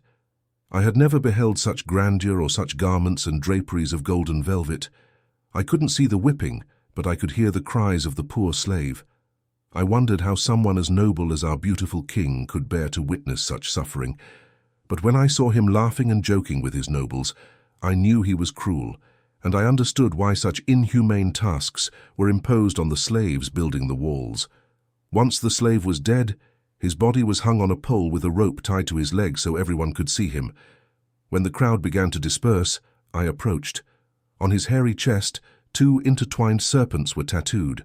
It was Pirate. The next time I saw Arad Gula, he was a changed man full of enthusiasm. He greeted me saying, "Here's the slave you met. He is now a free man." "There was magic in your words. My sales and profits are already increasing. My wife is delighted. She was a free woman. My master's niece wishes for us to move to a foreign city where no one will know I was a slave. Thus our children will be safe from reproach for their father's disgrace. Work has become my best ally. It has allowed me to regain my confidence and ability to sell." I was delighted to have been able, even in a small way, to return the encouragement I had received. The customs of slaves in ancient Babylon, though seeming inconsistent to us, were strictly regulated by law. For example, a slave could own any type of property, even other slaves over whom his master had no rights. Slaves freely married non-slaves, and children of free mothers were free. Most merchants in the city were slaves, many of whom were partners with their masters and were rich in their own right. One night Isguati came to me very distressed. Your master is in trouble, I fear for him. A few months ago, he lost a lot at the gaming tables. He isn't paying the farmer for his grain or for his honey. He isn't paying the lender. They're getting angry and threatening him. Why should we care about his folly? We're not his caretakers, I replied instinctively. Young fool, you don't understand. To the lender, you handed over your title as security for a loan. By law, he can claim and sell you. I don't know what to do. He's a good master. Why should such a trial befall him? Swati's fears were not unfounded. As I planned the next morning, the lender returned with a man named Sashi. This man looked at me and said he would do what the lender wanted. The lender didn't wait for my master to return. He told his Gwati to tell him that I had voluntarily accompanied him with only the tunic on my back and the purse of pennies securely fastened to my belt. They quickly led me away from the unfinished kiln. I was moving away from my dearest hopes, like a hurricane tearing a tree from the forest and hurling it into the raging sea. Back in a gambling house and a barley beer cave, I had caused my own ruin. Sashi was a rough and rude man. As he guided me through the city, I talked to him about the good work I had done for Nana Naid and told him I hoped to be a good worker for him. His response was not encouraging. I don't like this work. My master doesn't like it. The king told him to send me to build a section of the Grand Canal. The master tells Sashi to buy more slaves, work hard and finish quickly. How can a man finish such a great work quickly? Imagine a desert with not a single tree, only low bushes and a burning sun with such fury that the water in our barrels heated so much that we could barely drink it. Then imagine rows of men descending into the deep excavation and dragging heavy loads of earth on soft, dusty paths from day to night. Imagine food served in open troughs which we used like pigs. We had neither tents nor straw for beds. That was the situation I found myself in. I buried my purse at a marked spot, wondering if I would ever find it again. At first I worked willingly, but as the months stretched on I felt my spirit breaking. Then the fever of heat seized my exhausted body. I lost my appetite and could barely eat the lamb and vegetables in the evening. I tossed in unhappy wakefulness in my misery. I wondered if Sashi had the best plan to avoid breaking his back at work. Then I remembered the last time I saw him and knew his plan wasn't good. I thought of Pirate with his bitterness and wondered if it wouldn't be better to fight to the death. The memory of his bleeding body reminded me that his plan was also futile. Then I remembered the last time I saw Megiddo. His hands were deeply calloused from hard work, but his heart was light and there was happiness on his face. His was the best plan, yet I was ready to work like Megiddo. He couldn't have worked harder than me, because my work hadn't brought me happiness and success. It was work that had brought happiness to Megiddo, or happiness and success were simply within the realm of the gods. I had to work the rest of my life without achieving my desires, without happiness or success. All these questions swirled in my mind and I had no answer. In fact, I was very confused. A few days later, as it seemed my resistance was coming to an end and my questions remained unanswered, a messenger almost sent for me. He had come on behalf of my master to bring me back to Babylon. I dug up my precious purse, wrapped myself in the tatters of my tunic, and left. As we rode, the same thoughts of a hurricane moving from side to side continued to run through my mind. I felt like I was seeing the strange words of a song from my hometown haunting the man like a whirlwind, driving him like a storm whose course no one can follow, whose destiny no one can predict. Was I destined to always be like this, punished I know not for what? What new miseries and disappointments awaited me? When we arrived in the courtyard of my master's house, imagine my surprise to see him waiting for me. He helped me down and embraced me like a lost brother. As we set out, I wanted to follow him as a slave must follow his master, but he did not allow it. He wrapped his arm around me, saying, "I searched for you everywhere when I had almost lost hope. I met Swati, who told me about the lender, who directed me to your noble owner. He proposed a difficult bargain and made me pay an exorbitant price, but you are worth it. Your philosophy and enterprise have been my inspiration for this new success." "Megiddo's philosophy, not mine," I interrupted. "Megiddo's and yours, thanks to both of you. We are going to Damascus, and I need you as a companion." "Look," he suddenly exclaimed. "He will be his own free name." Saying this, He pulled out from under his tunic the clay tablet with my title, raised it above his head, and threw it to break into 100 pieces on the cobblestones. With joy he trampled the fragments until they were nothing but dust. Tears of gratitude filled my eyes. I knew I was the luckiest man in Babylon. Work, you see, at this moment of my greatest distress, turned out to be my best friend. My willingness to work spared me from being sold to join the gangs of slaves on the walls. This impressed your grandfather so much that he chose me as his companion. So with curiosity he asked, work was my grandfather's secret key to the golden ages. It was the only key he had. When I met him, Yarunada replied, your grandfather loved to work. The gods appreciated his efforts and generously rewarded him. I'm beginning to see, said Adam thoughtfully. Work attracted many friends to him. They admired his diligence and the success he achieved through work. Work brought him honors that he cherished so much in Damascus. Work brought him all these things that I approved of, and I believed work was only meant for slaves. Life is rich in many pleasures for men, commented Yarunada. Everyone has their place. I'm glad work isn't reserved only for slaves. Otherwise I would be deprived of my greatest pleasure. I appreciate many things, but nothing replaces work. Ruina and Adamgula rode between the shadows of the all-powerful walls to the enormous bronze gates of Babylon. As they approached, the gatekeepers took their positions and respectfully saluted a citizen of honor. Head held high, he led the long caravan through the gates and into the city streets, always expected to be a man as my grandfather entrusted to Dambula. I had never realized what kind of man you were. You taught me.